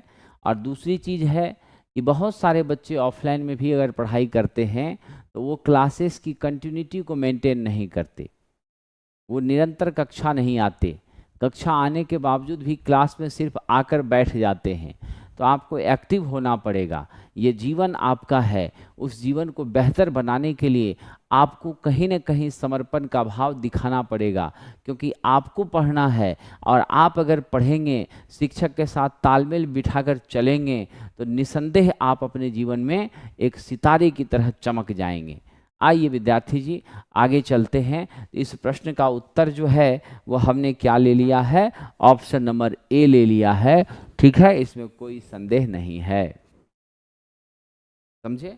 हाँ, लिखने सकते हैं 4.7 किलो ओम, लेकिन क्या ये यहाँ जो हमारी स्वरूप या संरचना बनी है उस संरचना के हिसाब से हमें 470 ओम सीधे सीधे मिला है, लेकिन इस 470 को हम बाद में ना ब्रेक करेंगे तब 4.7 किलो ओम लिखेंगे, है ना। तो लिखने का स्वरूप हम कई सारा लिख सकते हैं, उससे दिक्कत नहीं है। लेकिन जो सबसे बड़ी चीज़ है कि मेरा सीधा जो स्वरूप है, मेरा डायरेक्ट जो वैल्यू है वो 470 आया है। जब डायरेक्ट वैल्यू हमको मिल रहा है तो उसी को ले लेंगे। कन्वर्जन करने की आवश्यकता क्यों है? कन्वर्जन नहीं करना है। ठीक है, चलिए। यदि 470 नहीं रहता, कन्वर्जन करने की आवश्यकता महसूस होती, तब जाके जो वैल्यू था उसे हम लेते। ठीक है।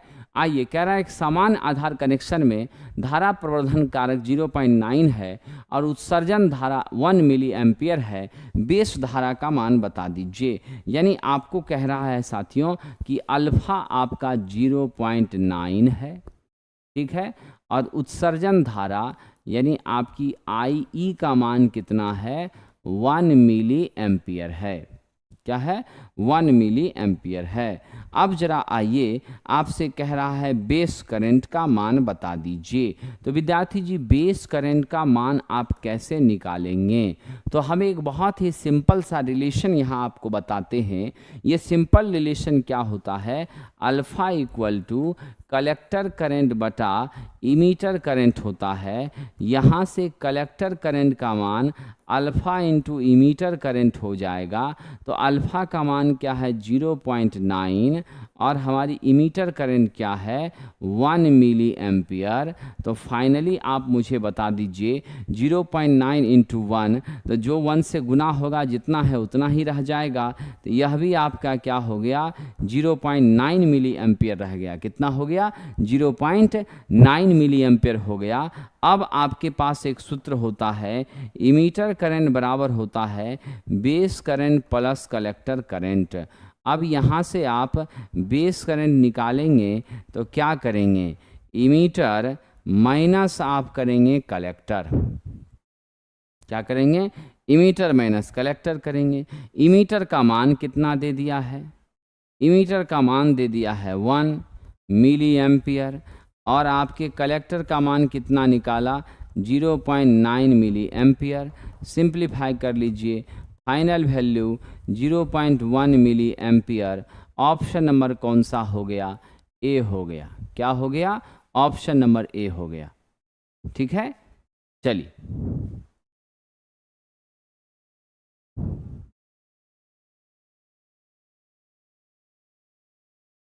अगला प्रश्न विद्यार्थी जी।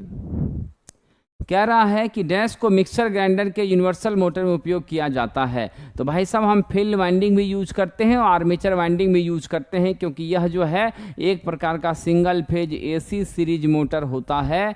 इसकी गति सब लोगों को पता है आपका क्या होती है। मिक्सर ग्राइंडर में अगर यूज करते हैं तो 3000 आरपीएम से लेकर के आपका साथियों 15,000 आरपीएम के रेंज में चली जाती है।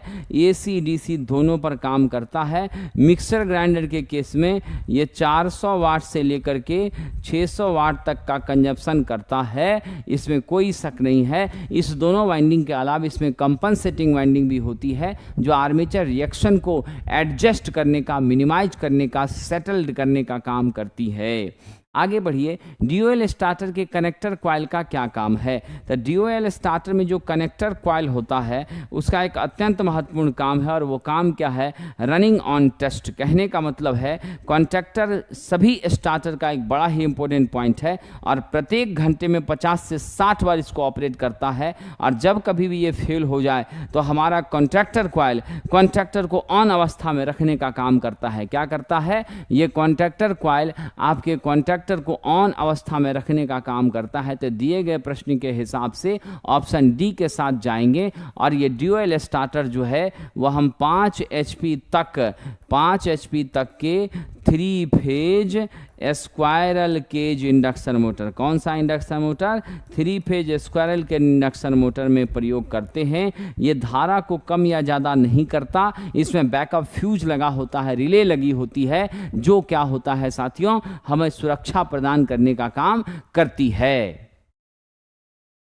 आइए अगला प्रश्न है, 500 केवीए तक के आउटपुट वाले ट्रांसफार्मर को क्या कहा जाता है। 500 तक का जो आउटपुट देता है वह हमारा बिना हिचक के डिस्ट्रीब्यूशन ट्रांसफार्मर होता है, और ये डिस्ट्रीब्यूशन ट्रांसफार्मर प्रायः आपकी क्या होती है, डेल्टा स्टार में कनेक्टेड होती है। 3 phase 4 wire system, 3 phase 4 wire system में साथियों यह हमें आउटपुट देने का काम करती है। और 3 फेज 4 वायर सिस्टम में जो आउटपुट यह देती है उसका परिणाम जानते हैं क्या होता है। जब ये 3 फेज 4 वायर सिस्टम में आउटपुट देती हैं तो ऑन बिहाफ ऑफ दिस, आप हमेशा याद रखिए, हम 3 फेज और सिंगल फेज दोनों सप्लाई यहाँ से रिसीव कर सकते हैं। दोनों सप्लाई क्या कर सकते हैं, यहाँ से हम प्राप्त कर लेते हैं, रिसीव कर लेते हैं, इसमें कोई संदेह नहीं है। चलिए जी आगे चलते हैं। अगला बड़ा ही अच्छा प्रश्न है, एक डीसी सीरीज मोटर किसके लिए सबसे उपयुक्त है। तो डीसी सीरीज मोटर साथियों किसके लिए सबसे उपयुक्त है, तो हमारे पास लेथ मशीन है, यहाँ डीसी शंट चलेगा। क्या चलेगा, डीसी शंट कांस्टेंट गति के लिए। हमारा पंप है, पंप में साथियों सिंगल फेज या 3 फेज इंडक्शन मोटर चलेगा। ठीक है, आइए हमारा जो पंच प्रेस है इसके लिए क्यूमुलेटिव डीसी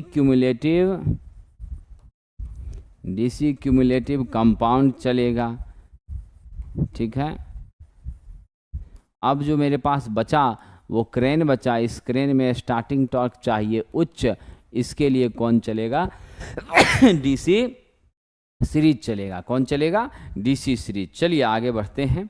अगला प्रश्न कह रहा है ट्रैक्शन के लिए सबसे सुटेबल मोटर, तो बिना चिंता के मेरा जवाब क्या हो जाएगा, डीसी सीरीज मोटर, क्योंकि स्टार्टिंग टॉर्क भी क्या होती है, उच्च होती है। और दूसरे नंबर पर एक और बात याद रखिएगा, स्टार्टिंग टॉर्क तो उच्च होती ही है, और गति का नियंत्रण भी क्या होता है इसमें, गति का नियंत्रण भी आपका बेहतर होता है। क्या होता है, गति का नियंत्रण भी इसमें साथियों बेहतर होता है, ये आप ध्यान रख लीजिएगा। क्या होता है, गति का नियंत्रण भी इसमें बेहतर होता है, इसमें कोई शक नहीं है। चलिए आगे बढ़ते हैं। कह रहा है कि किसी ट्यूबलाइट, क्या कह रहा है, किसी ट्यूबलाइट में चोक लगाने का क्या उद्देश्य है। तो चोक जो हम लगाते हैं यह एक प्रकार की क्या है साथियों, आपकी इंडक्टिव कॉइल है। कैसी कॉइल है, आपकी इंडक्टिव कॉइल है, और यह प्रारंभ में क्या करती है, या प्रारंभ में हमारे गैसियस डिस्चार्ज हेतु, किसके लिए साथियों, गैसियस डिस्चार्ज हेतु, शुरुआत में गैसियस डिस्चार्ज हेतु आपके वोल्टेज को बढ़ाती है। क्या करती है, वोल्टेज को बढ़ाती है, और जब डिस्चार्ज हो जाता है तब जाके फिर से धारा नियंत्रित करने का काम करती है। क्या करती है? धारा नियंत्रित करने का साथियों कार्य करती है। तो ये दो काम आपका कहाँ हो रहा है? आपके चोक के द्वारा। तो हम लोग पावर फैक्टर सुधारने के लिए कैपेसिटर का यूज करते हैं। तो मेरा सही उत्तर क्या है? समुचित मात्रा में करंट को सीमित करना, जब हमारी क्या हो जाए? संचालन हो रहा हो तब। तो कभी भी विद्यार्थी जी आप इस उत्तर के साथ नहीं जाएंगे कि भाई ये पावर फैक्टर सुधारता है, ये तो अनर्थ कर देगा। पावर फैक्टर सुधारने के लिए हम कैपेसिटर का यूज करते हैं। क्या करते हैं? कैपेसिटर का यूज करते हैं। इस बात को दिमाग में लेकर चले। सूरज बाबू, आप पावर फैक्टर कंट्रोल चौक में बोलिएगा और फिर जाकर के थोड़ा सा मिस हो जाएगा तो फिर कहिएगा कि रिजल्ट नहीं हो रहा है। तो ये दुखद है ना। रिजल्ट होने के लिए हमको मेरे साथ साथ आपको भी इम्प्रूव होना पड़ेगा, ठीक है ना। रिजल्ट होने के लिए आपको भी प्रयास करना पड़ेगा। चलिए आगे बढ़ते हैं, अगली चर्चा करते हैं। कौन सा मोटर सिंगल फेज एसी या डीसी पावर स्रोत पर चल सकता है? तो एसी डीसी दोनों पर मेरा यूनिवर्सल मोटर चलता है। ध्यान रखिएगा, ये तीनों मोटर जो हैं साथियों सिर्फ सिंगल फेज एसी पर चलता है। और यूनिवर्सल की अपनी एक विशेषता होती है, यह एसी डीसी दोनों पर बड़े आराम से क्या है? संचालित होता है विद्यार्थियों। इसकी टॉर्क भी अच्छी होती है, स्पीड भी बहुत ही ज़बरदस्त होती है। ये दोनों बातों को ध्यान में रख लीजिए, ठीक है। चलिए आगे बढ़ते हैं। अगला बड़ा ही अच्छा प्रश्न है, कह रहा है साथियों, आगे बढ़ने से पहले देख लें, बेसिक साइंस इंजीनियरिंग ड्राइंग के लिए हमारी 33 सेट की एक स्पेशल बुक आई है, जिसमें 2019-25 के प्रश्नों का सॉल्यूशन तो है ही, बाकी 20 सेट अलग से दिए गए हैं। इलेक्ट्रिकल ग्रुप के छात्रों के लिए 30 सेट की हमारी ये बुक आपकी सेवा में उपलब्ध है, ठीक है। जो बच्चे बेसिक साइंस इंजीनियरिंग ड्राइंग की तैयारी लास्ट टाइम में करके और अपने स्कोर को बढ़ाना चाहते हैं, तो हमारा अमृत भारत बैच चल रहा है। उससे ऑनलाइन मात्र 199 रुपये में प्लेटफॉर्म बाय नवीन कुमार सिंह ऐप के माध्यम से क्या कर सकते हैं? जुड़ सकते हैं। चलिए आगे बढ़ते हैं विद्यार्थी जी। एक साइकिल में किसी एसी के ईएमएफ या विद्युत धारा के सर्वोच्च मान को क्या कहा जाता है? किसी साइकिल में जो मैक्सिमम पॉजिटिव मान हमारी होती है, उस मैक्सिमम पॉजिटिव मान को हम क्या कहते हैं? खास करके धनात्मक में यदि मैक्सिमम पॉजिटिव हो तो इसी को साथियों पीक वैल्यू कहा जाता है। क्या कहा जाता है? पीक वैल्यू या मैक्सिमम वैल्यू कहा जाता है। ऑप्शन डी हो जाएगा। यदि बात हम आरएमएस की करें तो भी आरएमएस का गणितीय मान होता है Vm/√2, जिसे 0.707 Vm भी कहा जाता है। भी एवरेज का गणितीय मान होता है 2 Vm/π, जिसे साथियों 0.637 Vm भी हम लिखते हैं। रही बात पीक फैक्टर Kp, ये मेरा मैक्सिमम वैल्यू बटा आरएमएस वैल्यू होता है, यानी Vm/0.707 Vm। सिंप्लीफाई करिएगा तो 1.414 होता है। और आप जीवन भर याद रखिएगा, मैक्सिमम वैल्यू मेरे आरएमएस से बड़ी क्या होती है? मेरे आरएमएस वैल्यू से बड़ी होती है, और आरएमएस एवरेज से बड़ी होती है। एसी परिपथ में सबसे ज़्यादा मान अगर वोल्टेज का होता है तो वह किस वोल्टेज का होता है? तो साथियों वह maximum value peak value Vm का होता है। क्या होता है? Maximum value peak value Vm का होता है। चलिए आगे बढ़ते हैं, अगली चर्चा हम लोग करते हैं। विद्युत लेपन में किसी इलेक्ट्रोड पर जमा होने वाला द्रव्यमान किसके समानुपाती होता है? M/ZIT होता है। फैराडे के आपका फर्स्ट लॉ ऑफ इलेक्ट्रोलाइसिस के आधार पर ये चीज़ें निकल कर आती हैं। mZ का समानुपाती, mQ का समानुपाती, ये दोनों चीज़ें याद रखिएगा। यानी स्पष्ट है, रासायनिक तुल्यांक और विद्युत की मात्रा, यानी चार्ज को हम क्या बोलते हैं? विद्युत की मात्रा बोलते हैं, अमाउंट ऑफ इलेक्ट्रिसिटी बोलते हैं, जो कि आपका क्या है? चार्ज है। और ये फैराडे के फर्स्ट लॉ ऑफ इलेक्ट्रोलाइसिस के आधार पर लिया गया है। विद्यार्थी जी आइए आगे बढ़ते हैं। अगला बड़ा ही इंटरेस्टिंग चर्चा है हमारा, कह रहा है ओपन कॉइल वाइंडिंग, यानी ओपन कॉइल वाइंडिंग। बहुत मज़ेदार क्वेश्चन है। ओपन कॉइल वाइंडिंग प्रायः एसी मशीन में यूज करते हैं, क्योंकि इसी से धारा कहाँ जाती है? बाहरी सर्किट में जाती है। और ख़ास करके आपका सिंक्रोनस मोटर और इंडक्शन मोटर, इन दोनों में क्या होती हैं? हैं तो हमारा साथियों इस्तेमाल की जाती हैं ओपन कॉइल वाइंडिंग। क्या है? Open coil winding. Option number कौन सा हो गया? सी। ठीक है, चलिए आगे बढ़ते हैं। अगला है फ्लेमिंग के बाएं हाथ के नियम के अनुसार कौन सा संकेत सही है? तो फ्लेमिंग के बाएं हाथ का नियम कहता है कि हमारी तर्जनी, अंगूठा और मिडिल फिंगर, मध्यमा, ये तीनों एक दूसरे के लंबवत हो। अगर मध्यमा आपकी क्या हो? धारा की करंट कैरिंग कंडक्टर है तो करंट की दिशा को अगर आपको कौन रिप्रेजेंट कर रहा है? मध्यमा। तर्जनी किसे व्यक्त कर रही है? चुंबकीय क्षेत्र की दिशा को। तो मेरा अंगूठा क्या करेगा साथियों? याद रख लीजिएगा, मेरा अंगूठा बिल्कुल चुंबकीय बल यानी फोर्स की दिशा को बताएगा, मोशन ऑफ कंडक्टर को बताएगा। यानी आपका ये इस्तेमाल होता है कहाँ पर? डीसी मोटर में इस्तेमाल होता है। मोटर के सिद्धांत को यह प्रतिपादित करने का काम करता है। यानी स्पष्ट हो गया, अंगूठा गति को, तर्जनी चुंबकीय क्षेत्र को और मध्यमा मेरे धारा की दिशा को बता रहा है। हमारा सही उत्तर क्या होगा? ऑप्शन नंबर सी होगा। क्या होगा? ऑप्शन नंबर सी होगा। आइए, कौन सा भाग रोटर का भाग नहीं है? रोटर शाफ्ट पर असेंबल होता है, बिल्कुल सही बात है। ठीक है, स्लिप रिंग्स भी हमारे रोटर पर लगी होती हैं और आर्मेचर का कोर भी इसी पर असेंबल होता है। ये फ्रेम हमारे रोटर का भाग नहीं है। फ्रेम आपकी मशीन का क्या है? आउटर पार्ट है।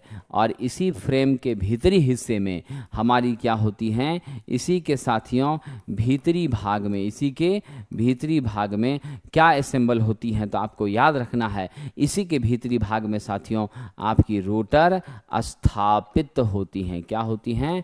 रोटर स्थापित होती हैं। तो मेरा सही उत्तर है ऑप्शन नंबर डी। विद्यार्थी जी चलिए आगे बढ़ते हैं। 4, 6 और 10 ओम के रजिस्टर को सीरीज में जोड़ा है और 200 वोल्ट की सप्लाई दे रहे हैं। तो आपसे कह रहा है 4 के अक्रॉस वोल्टेज का ड्रॉप निकाल लीजिए। यहाँ हमने 200 वोल्ट दे दिया। क्या दे दिया? 200 वोल्ट दे दिया। ये 4 ओम है, ये 6 ओम है, ये 10 ओम है। अब अगर करंट हम निकाल लें तो I बराबर V बाय आर इक्विवेलेंट होता है। V आपका क्या है? 200। R इक्विवेलेंट क्या है? आपका 20। सिंप्लीफाई कर लिए तो क्या 10 एम्पियर आ गया। अब 4 के अक्रॉस का वोल्टेज ड्रॉप हम करें V अक्रॉस 4 ओम तो क्या हो जाएगा? या I इंटू आर हो जाएगा। I आपका कितना है? 10 है। आर कितना है? 4 है। यानी 40 वोल्ट आपका उत्तर आ गया। ऑप्शन हम कौन सा ले लेंगे? बी नंबर ले लेंगे। कौन सा ले लेंगे? बी नंबर ले लेंगे। ठीक है, चलिए आगे बढ़ते हैं विद्यार्थी जी। अगला है, किसी बैटरी को अगर बहुत ज़्यादा आप चार्ज कर देते हैं तो डेफिनेटली क्या होता है? बकलिंग ऑफ आपके प्लेट्स, हमारी जो प्लेट्स हैं वो क्या हो जाती हैं? बकलिंग ऑफ प्लेट्स शुरू हो जाती हैं। और ये प्लेट की बकलिंग होना, इससे हमारा सिस्टम बिल्कुल क्या होता है? डैमेज कर जाता है, क्षमता खत्म हो जाती है। यानी धनात्मक प्लेट का जो लेड परऑक्साइड है वह संक्षारित होने लगता है, धीरे धीरे कमज़ोर पड़ जाती हैं और फिर आपकी प्लेटें टेढ़ी हो जाती हैं। और प्लेटें जब मुड़ जाएंगी, बकलिंग हो जाएंगी तो शॉर्ट होने का डर बना रहेगा और पूरा मशीन, पूरा सिस्टम ही आपका डैमेज हो जाएगा। ठीक है, चलिए विद्यार्थी जी आगे बढ़ते हैं। बड़ा ही अच्छा प्रश्न कह रहा है फेज सीक्वेंस इंडिकेटर। तो फेज सीक्वेंस इंडिकेटर ये बताता है कि हमारा phase R Y B positive sequence में है या नहीं है। तो भाई ये कहाँ होगा? ये R Y B positive sequence, negative sequence कहाँ मिलेगा? 3 फेज सिस्टम में मिलेगा। तो यानी आपको इसकी ज़रूरत कहाँ पड़ती है? 3 फेज सिस्टम में पड़ती है। सिंगल में और डीसी सप्लाई में तो इसका कोई नीड ही नहीं है। ऑप्शन नंबर क्या हो जाएगा? सी हो जाएगा। क्या हो जाएगा? सी हो जाएगा। ये ध्यान रखिएगा, कौन सा हो जाएगा? ऑप्शन सी हो जाएगा। ठीक है, काहे विद्यार्थी जी आंतरिक प्रतिरोध क्यों बढ़ने लगेगा? ठीक है ना, जब हमारे पास सबसे उचित ऑप्शन दिया हुआ है कि मेरी प्लेटें संक्षारित होंगी, प्लेटें मुड़ने लगेंगी, प्लेटों का जीवन काल खराब हो जाएगा, ठीक है ना, और फिर शॉर्ट होने की चांसेस बन जाएंगी, तो काहे भी हो जाएगा? ठीक है ना, काहे भी हो जाएगा बाबूजी? क्यों भी हो जाएगा? जब सबसे सुटेबल ऑप्शन मेरे पास है कि भाई बकलिंग ऑफ प्लेट होगा, प्लेटें मुड़ेंगी। बी तो कब होता है? आंतरिक प्रतिरोध कब बढ़ता है? ये बढ़ता है आपका ये बढ़ता कब है? ध्रुवीकरण में, पोलराइजेशन में। कहाँ बढ़ता है? ध्रुवीकरण में। ध्रुवीकरण में क्या होता है? एनोड के पास हाइड्रोजन की गैसें जमा हो जाती हैं और जब हाइड्रोजन की गैस जमा हो जाती है हाइड्रोजन की गैस जमा हो जाती है, तब ना आंतरिक प्रतिरोध बढ़ता है और वोल्टेज कम हो जाती है। ठीक है ना। तो सरपंच जी और पंच जी दोनों इस बात को अच्छे से समझ लीजिए कि जो सबसे महत्वपूर्ण चीज़ है, आंतरिक प्रतिरोध के बढ़ने का औचित्य कब उत्पन्न होगा, जब हमारी क्या होगी, पोलराइजेशन होगी, ध्रुवीकरण होगा। ठीक है। और उस समय क्या होगी, तो हाइड्रोजन जमा होने लगेगा एनोड के चारों ओर, और फिर होता है रेजिस्टेंस अधिक, और तब होती है क्या, आपके साथियों, वोल्टेज का मान कम, और फिर आउटपुट होता है कम। और इसमें तो आपका क्या हो रहा है, रेजिस्टेंस से आपका मिनिमाइज होकर के आप पूरे सर्किटे में शॉर्ट होकर के डैमेज कर रहा है, प्लेटें टूट रहा है, तो फिर यहाँ पर कहाँ प्रतिरोध को आप लोग बढ़ा रहे हैं। तो पंच साहब और सरपंच साहब दोनों ध्यान दे दीजिए, ऑप्शन ए को ही लेकर के आगे बढ़ना है। ठीक है। चलिए, बाकी आप विद्वान हैं, आप स्वतंत्र हैं, जो लगे वही लीजिए, लेकिन जो सच्चाई है वो वही है। आइए आगे बढ़ते हैं। निम्नलिखित में हमारी रिपल्सन मोटर की क्या कमी नहीं है। साहब, पावर फैक्टर का बढ़िया होना ये किसी भी सिस्टम की कमी नहीं है। और रिपल्सन मोटर जो है वह ब्रशों पर स्पार्क करने की प्रवृत्ति विकसित होती है। लोड के गति में बदलाव संभव है। लो पावर फैक्टर की समस्या से पीड़ित रहते हैं। ये पावर फैक्टर का हाई होना ये ड्रॉबैक नहीं है। इसीलिए दिए गए प्रश्न का उत्तर हम क्या ले लेंगे, ऑप्शन बी ले लेंगे। क्या ले लेंगे, ऑप्शन बी ले लेंगे, ये याद रख लीजिएगा। चलिए विद्यार्थी जी आगे बढ़ते हैं। अगला बड़ा ही अच्छा प्रश्न है, ऑडियो एम्पलीफायर की बैंडविड्थ। तो भाई साहब इसमें बताना शर्मिंदा करना है, 20 हर्ट्ज से कितना, 20 किलो हर्ट्ज, इतने तक का ही आवाज़ हमें सुनाई देता है, उससे ज़्यादा का सुनाई ही नहीं देता। तो यही रेंज हमारा क्या कहलाता है, ऑडियो फ्रीक्वेंसी रेंज कहलाता है। और उसी दौरान हम ऑडियो एम्पलीफायर का क्या करते हैं, यूज करते हैं। फील्ड इफेक्ट ट्रांजिस्टर जो हमारा FET है, जरा उस पर लौट आइए साथियों। ये फील्ड इफेक्ट ट्रांजिस्टर जो होता है, बड़ा ही अच्छा और इंटरेस्टिंग पॉइंट हम आपके बीच चर्चा कर रहे हैं। इसके 3 एलिमेंट होते हैं। ये इस तरह का स्ट्रक्चर होता है। इधर आपका क्या होता है साथियों, जल्दी से ध्यान दे दीजिएगा। जब अंदर की तरफ आपका तीर है तो N चैनल आपका क्या है, FET फील्ड इफेक्ट ट्रांजिस्टर। इसके जो तीनों टर्मिनल है उसके नाम की बात करेंगे तो ये वाला आपका गेट है, ये वाला आपका ड्रेन है, और ये आपका क्या है साथियों, सोर्स है। क्या है, सॉरी हाँ ठीक है, गेट है, ड्रेन है, सोर्स है। ये 3 टर्मिनल होते हैं, गेट, ड्रेन और सोर्स।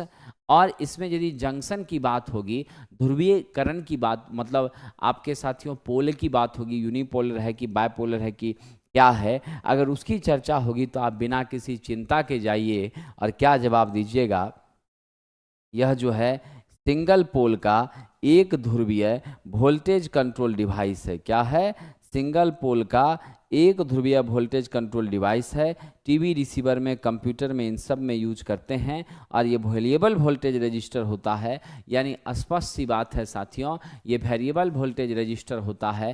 कहने का सीधा मतलब है वोल्टेज कंट्रोल्ड एलिमेंट है। क्या है, वोल्टेज कंट्रोल्ड इक्विपमेंट है। तो सबसे सूटेबल उत्तर की बात अगर करें तो आपका BJT जो होता है वो करंट कंट्रोल एलिमेंट है, और ये आपका क्या है, वोल्टेज कंट्रोल एलिमेंट है। तो दिए गए प्रश्न के हिसाब से यूनिपोलर होता है, वोल्टेज कंट्रोल होता है। तो A और D दोनों सही है, इसीलिए उत्तर कौन सा लेंगे, C लेंगे। ये बायपोलर नहीं है, तो मेरा सही उत्तर क्या है, ऑप्शन C। क्या है, ऑप्शन C। ठीक है विद्यार्थी। और जो आपका बायपोलर जंक्शन ट्रांजिस्टर BJT होता है वो करंट कंट्रोल डिवाइस होता है। इस बात को दिमाग में फिट कर लीजिएगा। आइए आगे बढ़ते हैं। वोल्टेज स्टेबलाइजर का क्या काम है, तो भाई वोल्टेज स्टेबलाइजर वोल्टेज के मान को क्या करता है, बढ़ाने का काम करता है। ठीक है ना, सिग्नल के बैंडविड्थ को रिक्वायर्ड अमाउंट के हिसाब से मूव कराता है। यानी स्पष्ट बात है साथियों, मूव ही नहीं कराता, अगर घट भी रहा है तो घटने भी नहीं देता, और फिर आपके वोल्टेज को स्टेबल बना के रखता है। यानी वोल्टेज स्टेबलाइजर हम तब यूज करते हैं जब हमारे घरों में वोल्टेज के मान में फ्लक्चुएशन काफ़ी ज़्यादा होता है, यानी लोड के वेरिएशन से भी हमारे वोल्टेज पर असर न पड़े और आपके वोल्टेज का मान हर परिस्थिति में कांस्टेंट रहे, स्थिर रहे। ये बात को सुनिश्चित कौन कर रहा है, तो आपका वोल्टेज स्टेबलाइजर कर रहा है। कांस्टेंट सप्लाई स्टेबलाइजर नहीं करता, मेन बिजली ही जब चली गई तो फिर स्टेबलाइजर अपने से बिजली उत्पादित करके सप्लाई थोड़ी करेगा। है ना। तो मेरा उत्तर क्या है, लोड को हमेशा कांस्टेंट वोल्टेज देता है, घटने पर बढ़ा देता है, बढ़ने पर घटा देता है, ये चीज़ मेंटेन करता है। बैटन होल्डर में प्लास्टिक की शेड हम लगाते हैं, बैटन होल्डर बहुत यूज में आ रहा है, आप अपने घरों में भी इसी का यूज करते हैं। प्लास्टिक का शेड ऊपर में लगाते हैं, उसमें चूड़ी बनी रहती है और फिर उससे पूरी तरह से क्या करते हैं, अंडर राइटर नॉट यानी तार को गांठ बांध करके तब उसमें उस होल्डर का ऊपर वाला जो प्लास्टिक है कैप, उसके कैप के साथ में हम अपने नीचे वाले होल्डर के कैप जिसमें बल्ब लगाते हैं, दोनों को गुना में क्या करते हैं, टाइट कर देते हैं। और टाइट करने के बाद क्या होता है कि बारिश सबका जो पानी है उसके छींटे का असर उस पर नहीं पड़ता है और आपके बल्ब सुरक्षित तरीके से संचालित हो जाती हैं। यानी बरसात के पानी से बचाने हेतु हम विशेष रूप से ये अरेंजमेंट करते हैं। क्या होता है जब अल्टरनेटर अति उत्तेजित हो जाए, जब अल्टरनेटर की बात हम करें, किसकी बात करें, अल्टरनेटर की बात करें, और अल्टरनेटर आपका कैसा हो जाए, ओवर एक्साइटेड हो जाए, तो मेरी पावर फैक्टर क्या होती है, लैगिंग होती है। याद रखिएगा, अल्टरनेटर के लिए मेरी ओवर एक्साइटेड में पावर फैक्टर लैगिंग होती है। इसमें अंडर एक्साइटेड में आपकी पीएफ क्या होती है, याद रखिएगा, लीडिंग होती हैं। यहाँ उल्टा चलता है आपके सिंक्रोनस मोटर का, और आपके नॉर्मल एक्साइटेशन में बिल्कुल सिमिलर बिहेवियर होता है। पीएफ आपकी क्या होती है, यूनिटी होती है। पीएफ आपकी क्या होती है, यूनिटी होती है। तो स्पष्ट हो गया हमारा कि मेरा पावर फैक्टर कैसा हो जाएगा, पश्चगामी हो जाएगा, लैगिंग हो जाएगा ओवर एक्साइटेड कंडीशन में। लेकिन यही सिंक्रोनस मोटर होता तब जाके क्या होता साथियों, आपका लीडिंग पावर फैक्टर हो जाता। चलिए विद्यार्थी जी, परिपथ एसी हो या डीसी, ऐसी कौन सी इलेक्ट्रॉनिक कंपोनेंट से प्रवाहित धारा का परिमाण अगर घटाना है, चाहे एसी में घटाना हो कि डीसी में घटाना हो, रजिस्टर आप जोड़ दीजिए, नेचुरली आपके हर एक पाथ में क्या होगा, करंट लिमिट हो जाएगी, धारा आपकी सीमित हो जाएगी, इसमें कोई शक नहीं है। तो मेरा प्रतिरोधक क्या करता है, धारा के मान को घटाने का काम नॉर्मली किया करता है। इंडक्टर ये सब नहीं करता, ये एनर्जी स्टोर करता है चुंबकीय क्षेत्र के रूप में। कैपेसिटर एनर्जी स्टोर करता है इलेक्ट्रिक फील्ड के रूप में। और चालक में तो ये समस्या ही नहीं है, ये धारा के प्रवाह को सुनिश्चित करने का काम करता है, करंट के कंडक्शन को सूटेबली भेजता है। साथियों ये ध्यान रखिएगा। चलिए 250 और 100 वाट के लैंप का प्रतिरोध क्या होगा। तो यदि हम R की बात करते हैं तो मेरे पास एक बड़ा ही अच्छा सूत्र होता है, power equal to V square by R. यहाँ से अगर आप R निकालेंगे तो क्या हो जाएगा, वी स्क्वायर बाय पी हो जाएगा। भी का मान आपका कितना है, 250 गुना 250 है, अब बटा आपका P कितना है, 100 है। सिंप्लीफाई कर लीजिए, आपका जो रेजिस्टेंस है वो कितना आ गया, 625 ओम आ गया। हम उत्तर सी के साथ आगे बढ़ जाएंगे। किसके साथ आगे बढ़ जाएंगे, उत्तर सी के साथ आगे बढ़ जाएंगे। एक परिपथ में निम्नलिखित गुण में से कौन सा परिपथ के वोल्टेज के परिवर्तन का विरोध करता है। तो साथियों मेरी कैपेसिटेंस याद रखिएगा, ये वोल्टेज के परिवर्तन का क्या करती है, विरोध। वोल्टेज में परिवर्तन कहीं से भी एक्सेप्ट नहीं करता है। वोल्टेज के परिवर्तन का विरोध कौन करता है, आपका कैपेसिटर। और यहाँ देखिए धारा के परिवर्तन का, किसका साथियों, धारा के परिवर्तन का विरोध, धारा के परिवर्तन का विरोध कौन करता है, कांस्टेंट हमेशा करंट मेंटेन करने की कोशिश कौन रखता है, आपका इंडक्टेंस रखता है। कंडक्टिविटी एक गुण है जिसके कारण धारा का प्रवाह आसानी से हो जाए, है ना। और आपका जो साथियों रेजिस्टेंस है ये करंट कंट्रोलर ही है। ये क्या है साथियों, करंट कंट्रोलर है। चलिए तो मेरा उत्तर क्या हो गया, ऑप्शन बी, वोल्टेज के मान में होने वाले परिवर्तन का कौन विरोध करके मेंटेन रख रहा है वोल्टेज को, तो आपका कैपेसिटर। ठीक है, चलिए आगे बढ़ते हैं। अगला बड़ा अच्छा प्रश्न है, 2 फैराड के कैपेसिटर के पास 1 कूलम का आवेश है। तो कूलम आपका चार्ज कितना है, 1 कूलम है। कैपेसिटेंस कितना है, 2 फैराड है। आपसे भी बराबर पूछ रहा है। आप जानते हैं Q इक्वल टू सी भी होता है, तो भी इक्वल टू क्या लिख दीजिएगा विद्यार्थी जी, Q बटा सी। जरा सिंप्लीफाई कर सिंप्लीफाई कर लीजिए, क्या उत्तर हो जाएगा विद्यार्थी जी, जब इसको आप सिंप्लीफाई करने का प्रयास करेंगे तो बहुत ही आसानी से 1 है इसका मान और 2 है इसका मान, तो 0.5 आपकी क्या हो जाएगी, वोल्ट हो जाएगी। क्या हो जाएगी, 0.5 वोल्ट हो जाएगी। ऑप्शन ए के साथ हम आगे बढ़ जाएंगे। ठीक है, चलिए आगे बढ़ते हैं विद्यार्थी जी। बड़ा ही अच्छा प्रश्न है।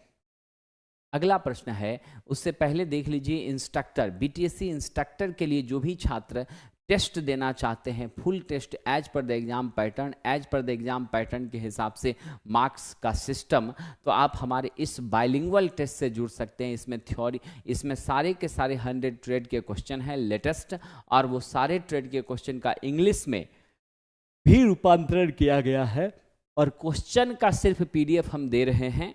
जिस जिस टेस्ट का डिस्कशन हो जाता है उसका पीडीएफ दे देते हैं, और आपको ये कोर्स मात्र 199 रुपये में मिलेगा प्लेटफॉर्म ऑनलाइन टेस्ट ऐप पर। इस कोर्स से संबंधित अगर क्वेरी हो तो 7079212121 पर आप व्हाट्सएप मैसेज कर सकते हैं। क्या कर सकते हैं, आप व्हाट्सएप मैसेज कर सकते हैं।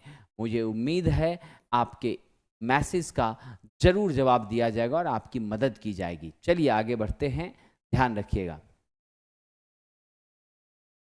अगला विद्यार्थी जी, अल्टरनेटर की दक्षता। क्यों भाई साहब, कोई तकलीफ हो जाती है क्या सुनील बाबू?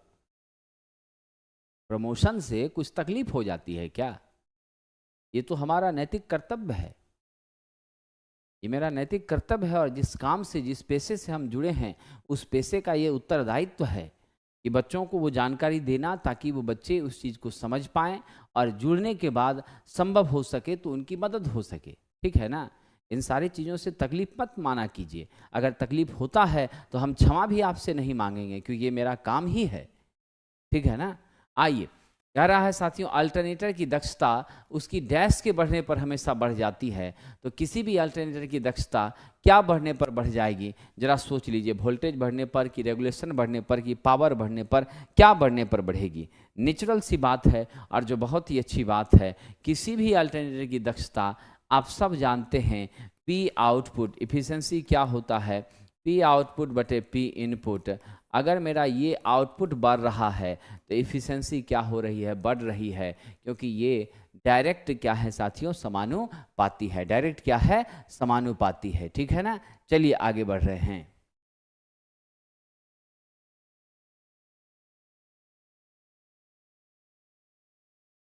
अगला बड़ा ही अच्छा प्रश्न है। कह रहा है, दो प्रतिरोध R1 R2 पैरेलल में जुड़े हैं। R1 R2 से क्या है, 4 गुना है। R1 में कितनी धारा जाएगी? बड़ा अच्छा प्रश्न है, देख लीजिएगा। कह रहा है दो प्रतिरोध कैसे जुड़े हैं, पैरेलल में जुड़े हैं। ये है आपका, मान लीजिए R1, ये है आपका R2। सिचुएशन ऐसा कहा है कि जो आपका विद्यार्थी जी R1 है, R2 से 4 गुना है, तो R1 इक्वल टू हो गया 4R2। क्या हो गया, R1 इक्वल टू 4R2। अब जरा आप देख लीजिए कि हमारी धारा किससे कितनी जाएगी। तो अब जब करंट यहाँ से I जा रही है, आप जानते हैं ना, I विथ कर्मानुपाती क्या होता है, R का। R का मान जितना ज़्यादा I उतनी कम। तो मेरी R किस में ज़्यादा है, इस दूसरे वाले में ज़्यादा है, इसमें क्या है, कम है।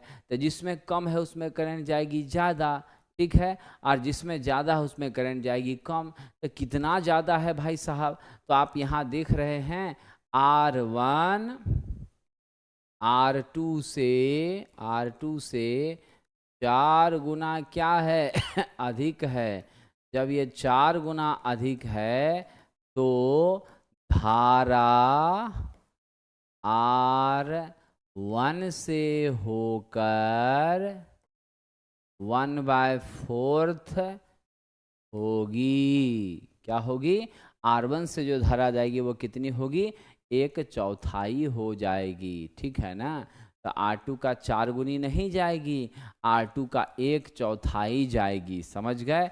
इस रिलेशन को हम ऐसे अगर व्यक्त कर लें, I1 और यहाँ I2, तो क्या होगा मेरा, I1/I2 बराबर यहाँ R2/R1 हो जाएगा। क्या हो जाएगा, R2/R1 होगा।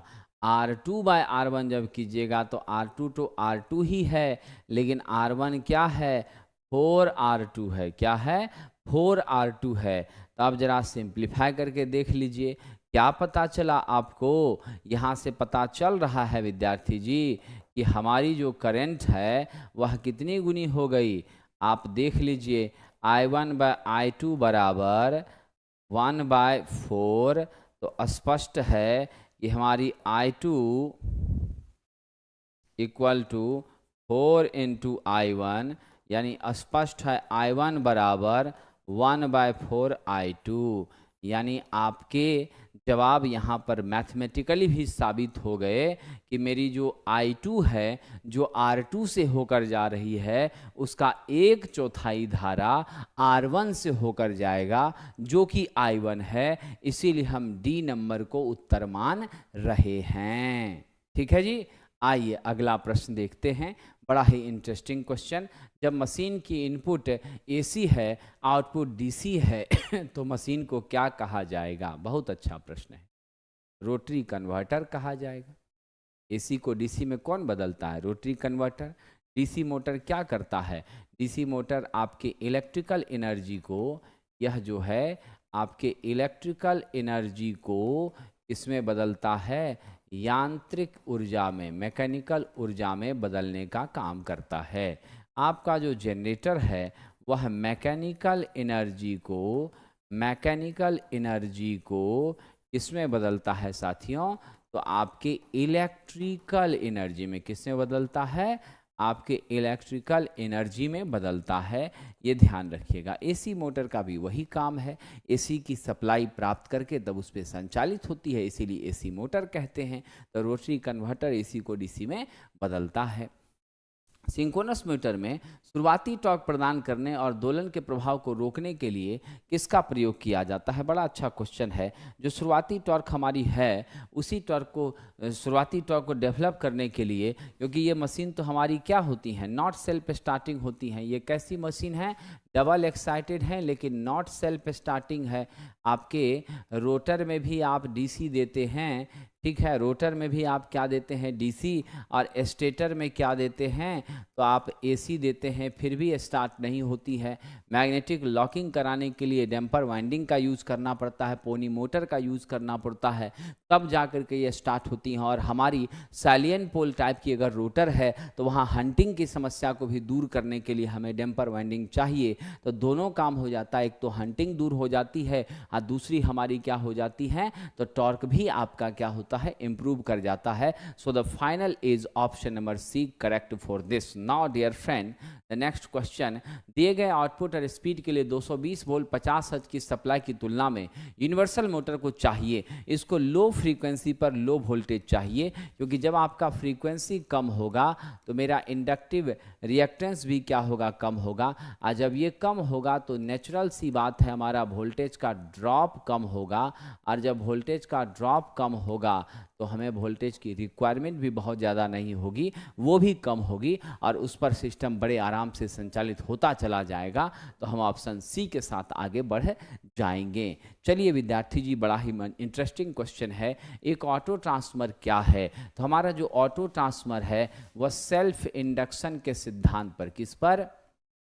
सेल्फ इंडक्शन के सिद्धांत पर, सेल्फ इंडक्शन के सिद्धांत पर क्या करता है साथियों? कार्य करता है, आधारित होता है, इसमें कोई शक नहीं है। और दूसरी महत्वपूर्ण बात आप ये जान लीजिए कि इसमें एक ही वाइंडिंग होती है। क्या होती है? एक ही आपकी वाइंडिंग होती है, सिंगल वाइंडिंग होती है। इंडक्टिवली कंडक्टिवली दोनों काम करता है। और मैं एक बात बता दूं, हम आवश्यकता के अनुसार इसके वोल्टेज को क्या कर सकते हैं, ठीक है ना? हम आवश्यकता के अनुसार इसके वोल्टेज को घटा बढ़ा सकते हैं और फिर कांस्टेंट वोल्टेज को रिसीव करने में हम कैपेबल भी हो जाते हैं। तो दिए गए प्रश्न के हिसाब से जो सुटेबल उत्तर है वह वेरिएबल आउटपुट वोल्टेज ट्रांसफार्मर है। आवश्यकता के अनुसार आप इसके वोल्टेज को घटा बढ़ा सकते हैं। वेरिएक के रूप में भी इसका क्या होता है? यूज किया जाता है। क्या किया जाता है? वेरिएक के रूप में भी यूज किया जाता है। तो दिए गए प्रश्न का साथियों सही उत्तर क्या है? ऑप्शन ऑप्शन नंबर डी है। मेरे प्यारे विद्यार्थियों, मैं उम्मीद करता हूं कि ये परिचर्चा आपके लिए काफ़ी लाभदायक साबित होगी। आप निरंतर हमारे साथ बने रहें और अपनी तैयारी को 4 चांद लगाकर सफलता निश्चित रूप से प्राप्त करें और अपने कंसेप्ट को इम्प्रूव करने का प्रयास करें।